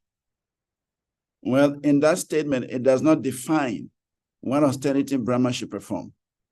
But again, we can understand that because he is he's actually an extension, is an extension of the Lord, because he was directly born by the Lord. Yeah. So his understanding, his intelligence is connected to the Lord. And so that's why we even see that he received the knowledge from within the heart. Brahma didn't go to any school. He didn't sit in any classroom. From within the heart, Brahma received his knowledge. So therefore, we can safely conclude that whatever austerities he had to perform, the Lord had already revealed to him from within the heart. Okay. Yes. Yeah, that makes a lot of sense. Yes. Yes. It's beautiful how in devotional service, what seems to be a very difficult, complicated question is answered very easily. Devotional service is wonderful. Very good. Kamikanapu Prabhu, please, you may unmute, and after that we go to Yes, Prabhu. Thank you very much for picking me up. I just want to, Maharaj, please permit me to just chip in little to what you have just said. Am I seeing Arjuna's face? Yeah, Arjuna is here. Hey. He heard your voice. Hey, Arjuna. Hare Krishna, Maharaj. So, Maharaj, how are you? Fine, Maharaj. So Maharaj, you were saying about Lord Brahma. Yeah. So, like you said earlier on also, that austerity in this age means that we have to follow the 4 regulative principles, which means dealing with the mind. And chanting our 14 rounds unfailingly every day, which means dealing with the mind. 16. Because to chant 16 rounds every day also is not easy. Some obstacle will come on the way that you are okay. I will continue tomorrow morning.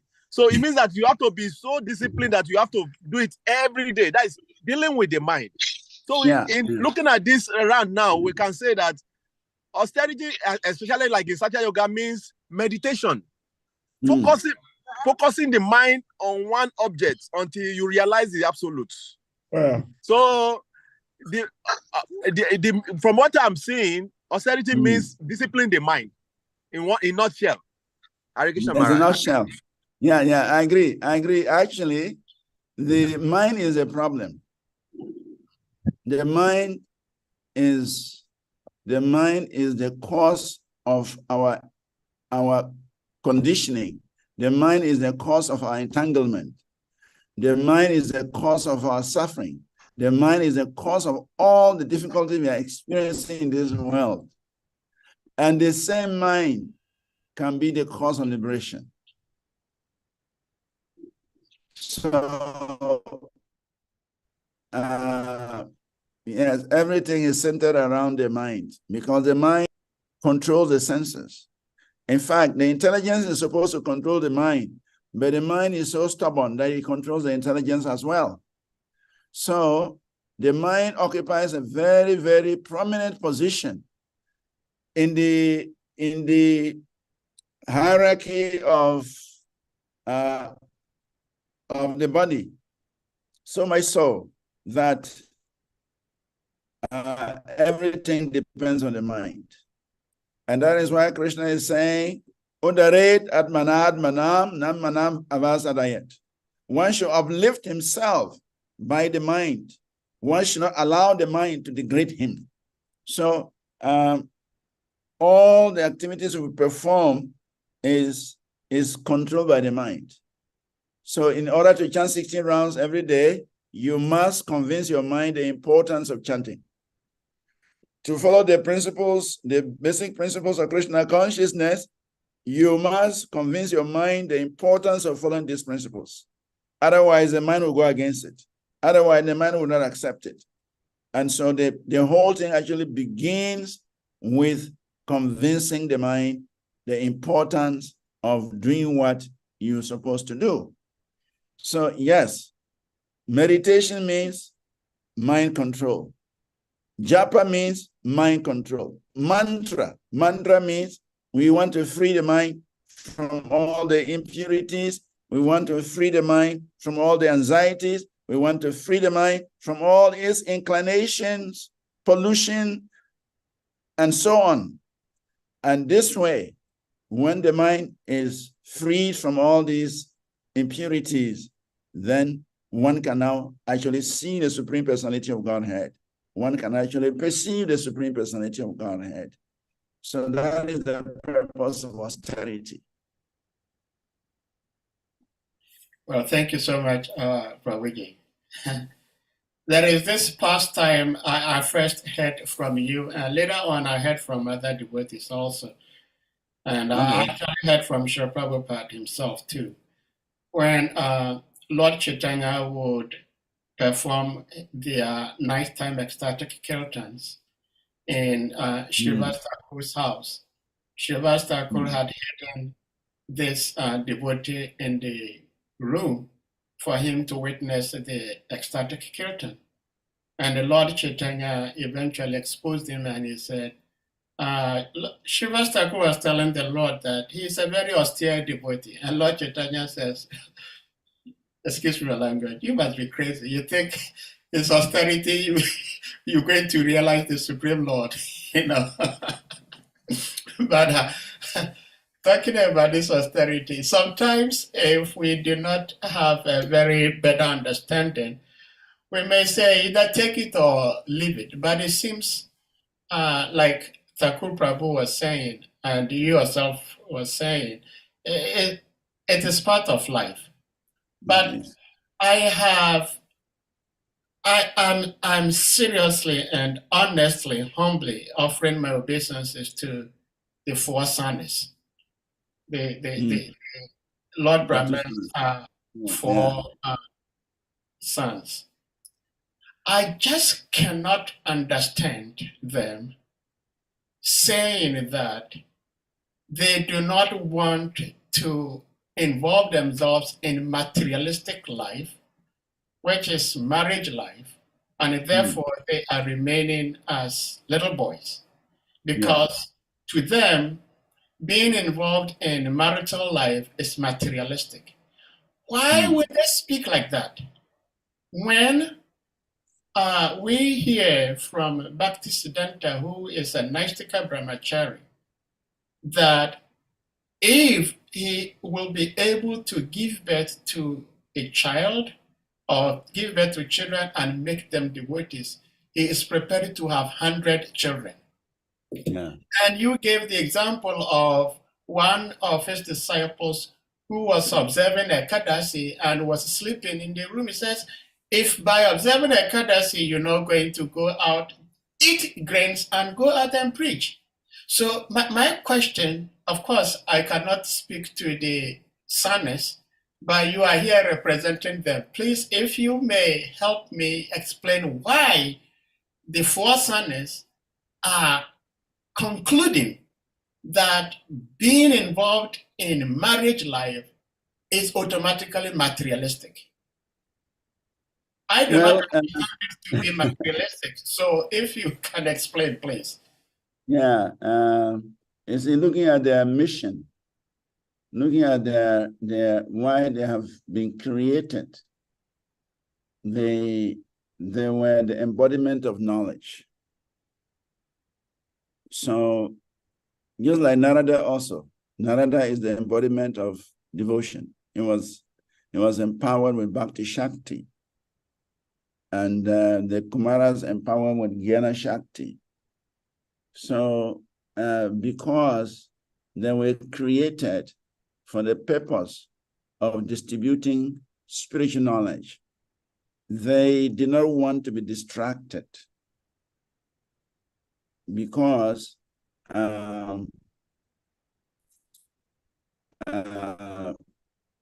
marriage has its advantages and disadvantages.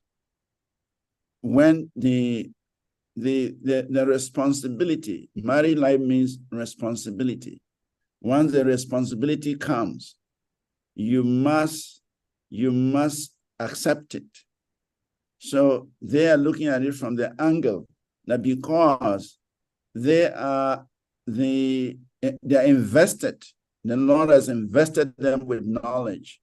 And Lord Brahma had created these 5 principles of nations to condition the living entity. So they must do everything possible to counteract that 5 principles of nations. So therefore, they want to concentrate on that instead of, putting their attention somewhere or being diverted or distracted from that. So therefore, they felt that anything besides this propagation of knowledge is materialistic. And we can also see that Narada Muni also is towing in that line, though he does not speak like that, because he actually is a preacher, a propagator of bhakti. He's a preacher. So he approaches both householders, he approaches all kinds of people, kings, sinners, snakes, human beings, animals. I mean, Narada Muni is just an amazing preacher. He's just out of the. He's a great preacher. He preaches to everybody and everything he sees in life. So he does not speak like the Kumaras, even though he's also a celibate sannyasi. But for the Kumaras, because Brahma was enforcing, actually, we can see their situation. When Brahma, they were the first children of Brahma. And Brahma, his desire was to populate the universe. So therefore, Brahma was thinking, these my first children, they must help me in procreation. But they were invested with knowledge. And Brahma had already created the 5 principles of nations. So they felt that their duty is to provide this knowledge, is to provide this vairagya, provide this tapasya, provide this sankhya to help living entities get out, because the material world is on fire. So if they also go the way Brahma wants them, they may not have the concentration and the focus on distributing the spiritual knowledge. So therefore, they wanted to tell their father in clear terms that, look, we cannot combine marriage or, procreation with this service. We consider procreation completely material because it's an avenue for people to get entangled, and our mission is to disentangle them. So we cannot get involved in that. So for my understanding, it's just that because Brahma even got angry when they refused. He was very angry. And as a result, Shiva was born, And so Brahma was insisting that they must get married. And they resisted. And so they had to tell their father that, look, we have a job to execute. Our job is to distribute knowledge. Our job is to distribute Vairagya, distribute yoga CDs, distribute tapasya, and that is what we have come for. And so we are not ready to get involved in marriage. And then because of that, they have the potency to remain brahmacharis, to remain children, so that they don't grow beyond certain age. And then the father will think, okay, now you're grown-up boys, get married. So they remain as children. You cannot approach a child and say, you get married. Thank you so much. Well, one side I wanted to go because Arichakra Prabhu was sharing with us some time ago when one devotee approached Gurudev. He wanted to castrate himself because he didn't want to have anything to do with women. And Gurudev said, it's not a matter of castration, it's all in your mind. So the four Kumaras decided to remain little boys. If their minds are not clear, it doesn't really matter much. But all I can say is that I'm just thinking that the four Kumaras are the initial gurus to training the devotees how to speak philosophy to achieve one's goals. Because what the four Kumaras are saying, simply, blanket statement that getting yourself involved in marriage life is materialistic. It's not absolutely the case, but they have to speak it that way to get their way out. And so I'm thinking that sometimes one may have to use philosophy to attain his goal, especially if it is devotion, not like in a very negative, sensual way somebody is using philosophy. But I think that one may use philosophy to pursue his devotional goals in life. But that's just what I'm deducing from what these four Kumaras are saying, because I just can't wrap my head around somebody, whoever it is, saying that simply being a married person is materialistic. Where Krishna says that his sex life, which is not contrary to religious principles. Well, Hare Krishna. I'm speaking like this because I'm a Grihastha and I'm trying to feel not too materialistic. I'm sorry.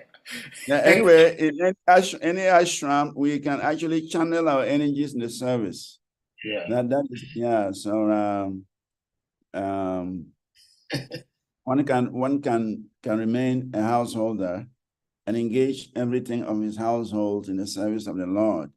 But I think the Kumaras, because they had a mission, they were invested with the spiritual knowledge.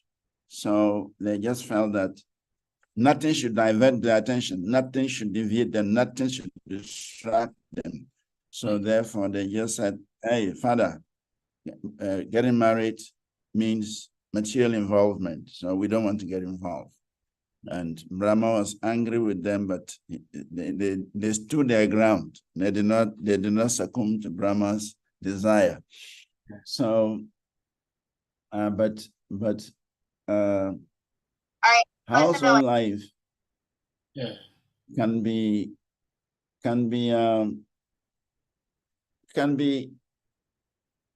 engaged. Srila Bhaktivinoda Thakur, most of his life he was a householder, but he was a topmost devotee. Srila Vishnu Chakravarti Thakur is a householder, but topmost devotee, and many other devotees. Oh, I didn't even know that. I didn't know Vishwanath Chakravarti was a grihastha. He was a householder. Oh. Yes. And many other personalities, many others. But one can engage his household life in the service of the Lord, so much so that he can also make progress in Krishna consciousness. It's just a matter of utilizing whatever facilities you have in Krishna service. Prabhupada says, if the family sits together and read, they sit together and chant, they sit together and discuss Krishna consciousness. That is beautiful.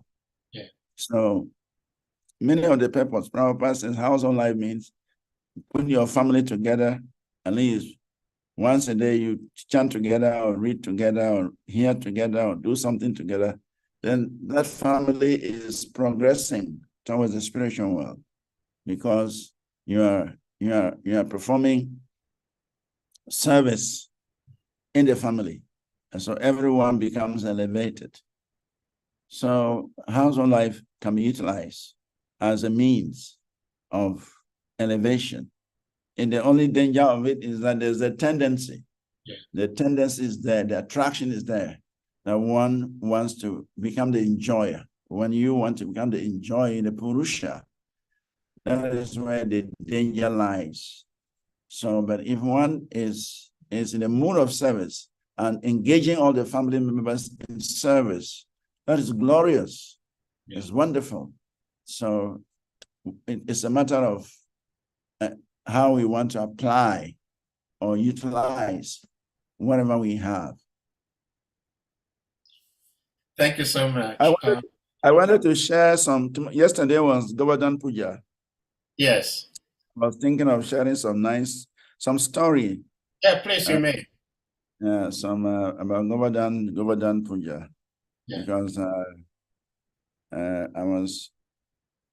was reading some pastimes, and I thought it's something we can share. Yes, please. You seem to be ignoring my hand. So okay, sorry. In fact, I'm happy you spoke because I called and I thought you were done, and that's why I also did not bring down the hand because I wasn't sure.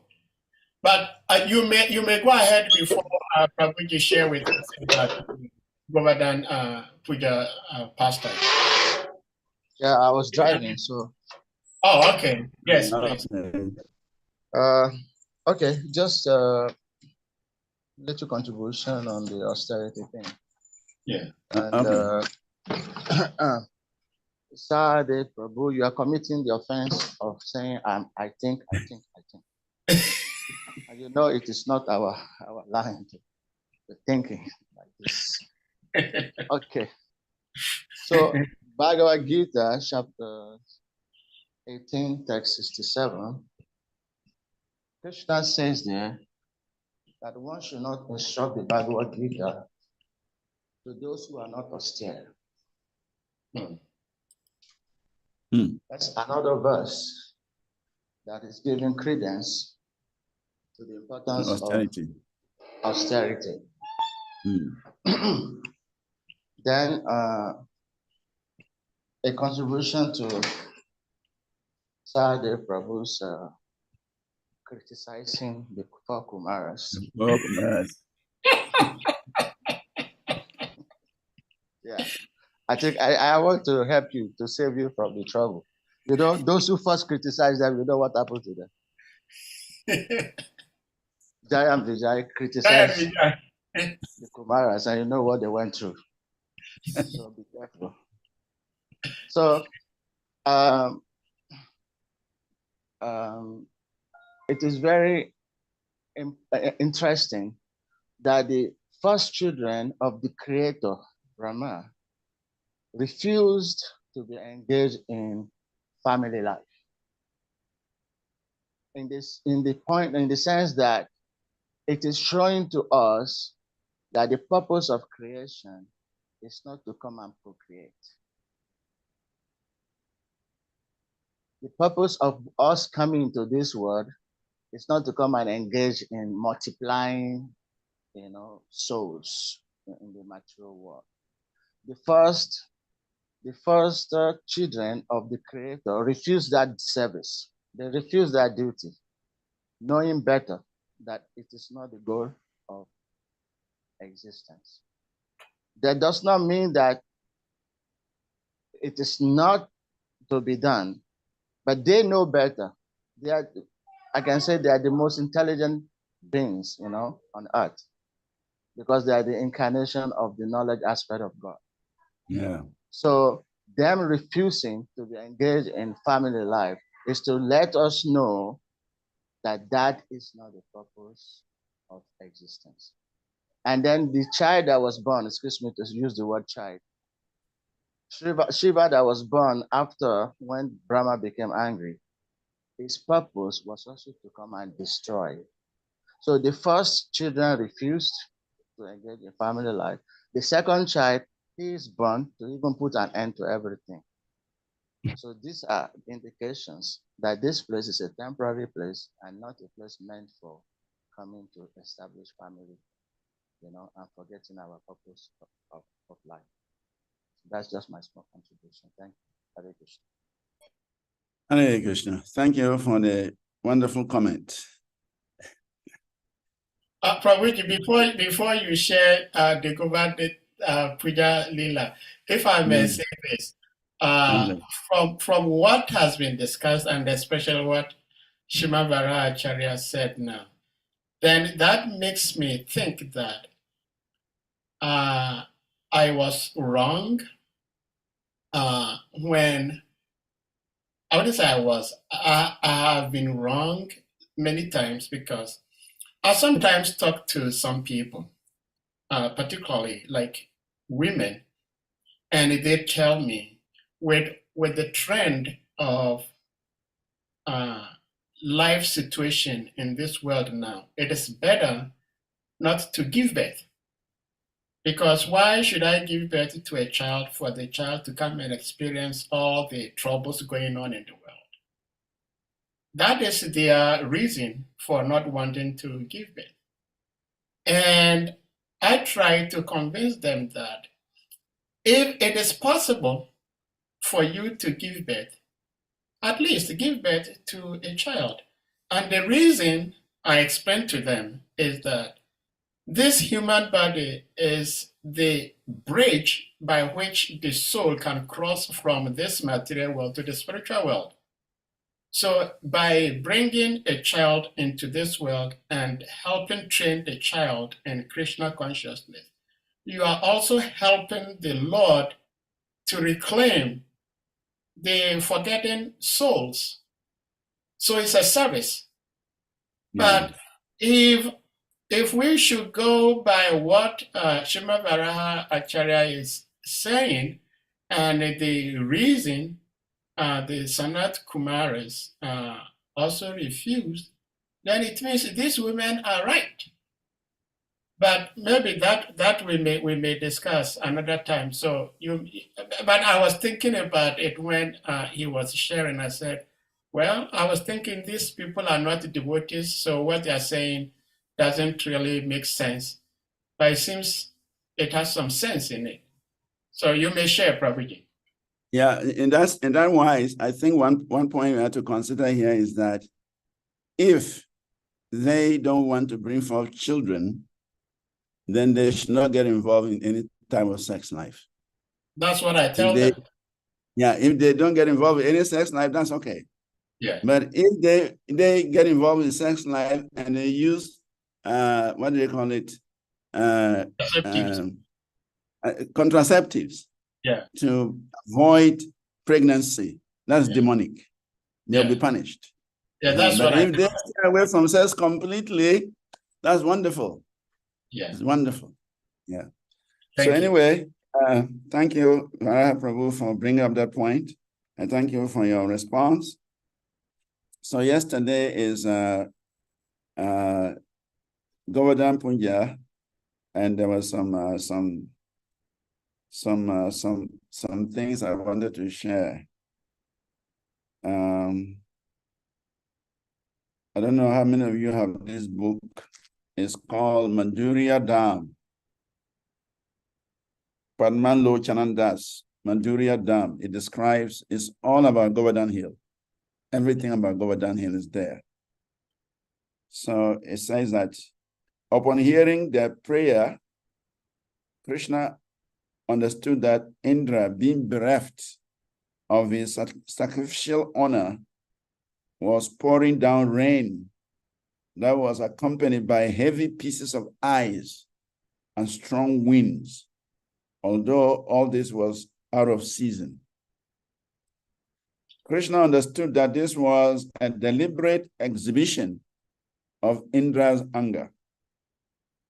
He therefore concluded, this demigod, who thinks himself supreme, has shown his great power, but I shall answer him according to my position, and I shall teach him that he is not autonomous in managing the universal affairs.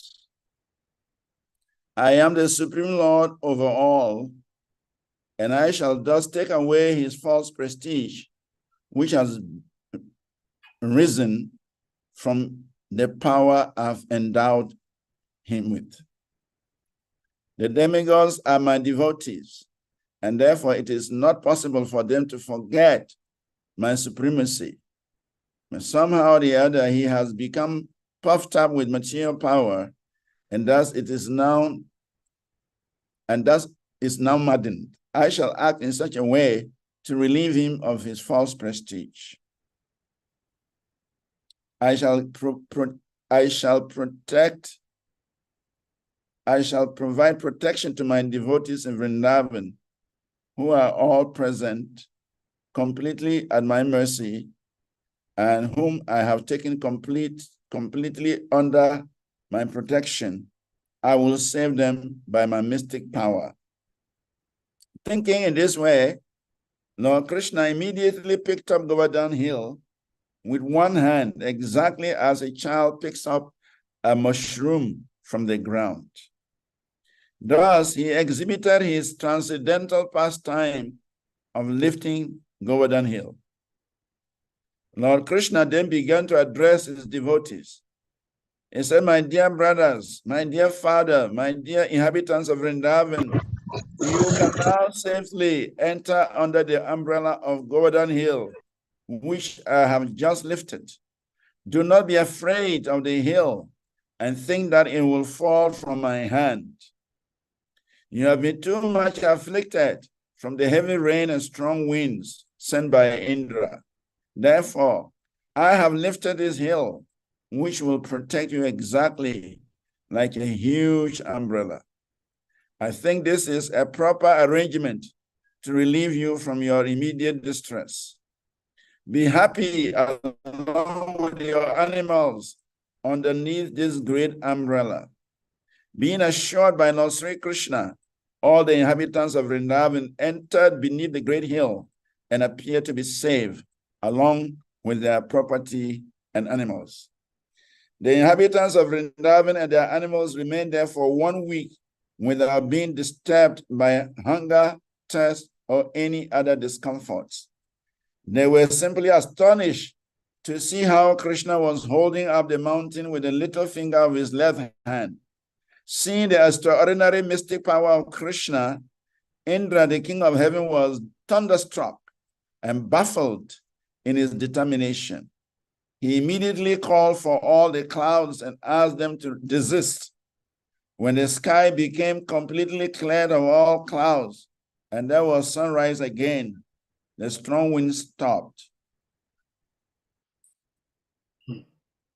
I think what I want to, okay, here.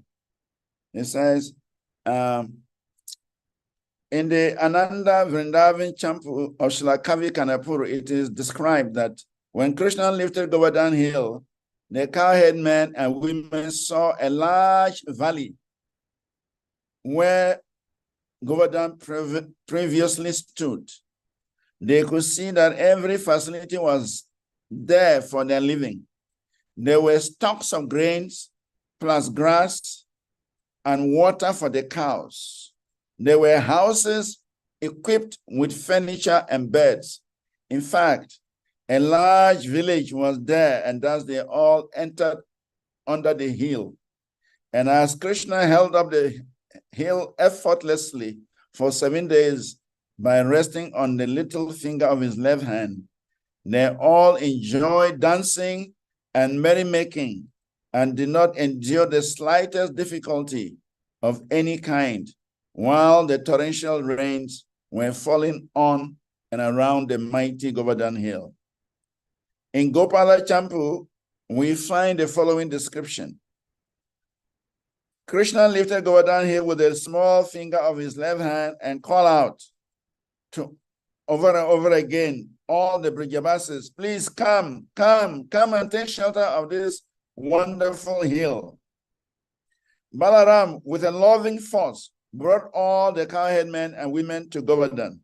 At that time, Krishna told his father not to be afraid, for Govardhan was just enjoying his own pastime, and out of his own costless mercy, he was sitting on top of his finger. When the cowherd men reached Govardhan, they saw that there was no water going in, neither was there mud. And when they saw their own Samashundra gracefully, effortlessly holding Govardhan aloof, they felt great bliss, and their natural feeling of affection flowed out of their mouths in the form of kirtan. So the Brajavasis, they started to perform kirtan under the Govardhan Hill. As they all rushed under the hill, they saw to their amazement that there were beautiful steps made of gems shining brilliantly. As they proceeded down the steps, they saw that there were wonderful houses of pearls and other priceless gems. The ground was studded with billions of jewels. A fragrant, cool breeze was blowing, and there was every arrangement for comfort. Seeing the astonished looks on the faces of the cowherd men, Krishna became very happy. Sometimes he would place his right hand on the shoulder of a friend. The place looked like a dazzling diamond house, and Krishna was a blue jewel column in the middle. Govardhan was the roof, and the rain which was falling all around was just like a pearl necklace. O Lord, who stopped the sacrifice for Indra, O Lord, decorated for the splendid sacrifice for Govardhan Hill, O Lord, whose form is graceful, O Lord, who delights your friends, O Lord, who circumambulated the hill, O Lord, who made your people offer respects to the hill, O Lord, who appeared as the hill, O splendid, handsome Lord, O Lord, whose splendid handsomeness broke crooked-hearted Indra, O Lord, who lifted tall Govardhan, O Lord, who neutralized the rain clouds of poison sent by Indra, O Lord, who was kind to Indra, O Lord, whom the demigods crowned as king with a coronation bath.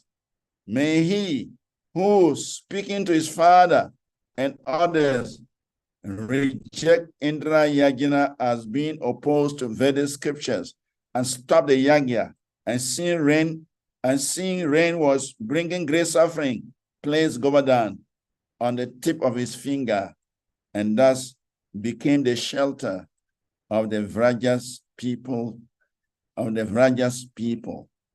So these are just some extracts from different scriptures. So, but the point here is the Govardhan that Krishna lifted underneath was transformed into a city.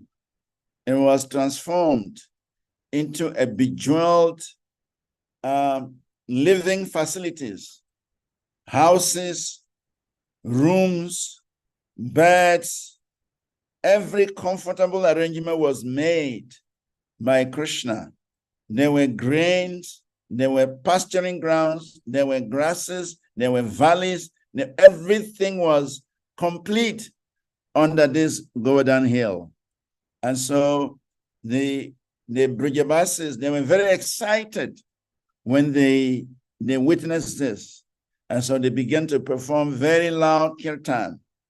And this kirtan was very intoxicating because Krishna was right there with them. Krishna was the blue column in the center, and all of them were surrounding Krishna, and everybody was glorifying Krishna. Actually, this song we sing before class, the Jairadhamak song, that was the song they were singing to glorify Krishna while they were enjoying Krishna's association in Govardhan. So this is something I thought I should share with all of you about Govardhan. Hare Krishna. Hare Krishna. Wow. Thank you so much for sharing. So, Hare Krishna. yeah, thank you so much. Governor Prabhu, you had something to share before Prabhuji leaves? We've been here for 2.5 hours. Oh, no. I'm all right. All right. Thank you very much. Hare Krishna. So thank you very much for giving us the opportunity to be here. We hope in the future we shall come again. Okay. Yeah. Hare Krishna. Well, thank you all devotees for being here and giving us your blessings and associations. And thank you so much, His Grace Srivas VANACARI, for this in-depth wisdom. And at this point, we're going to humbly request all the devotees to kindly unmute. And we all chant Hare Krishna Maha Mantra to express our appreciation. Hare Krishna, Hare Krishna, Krishna, Hare Krishna, Hare Hare. Krishna, Hare Hare, Hare Rama, Hare, Hare Rama, Rama, Rama, Hare Hare. Hare.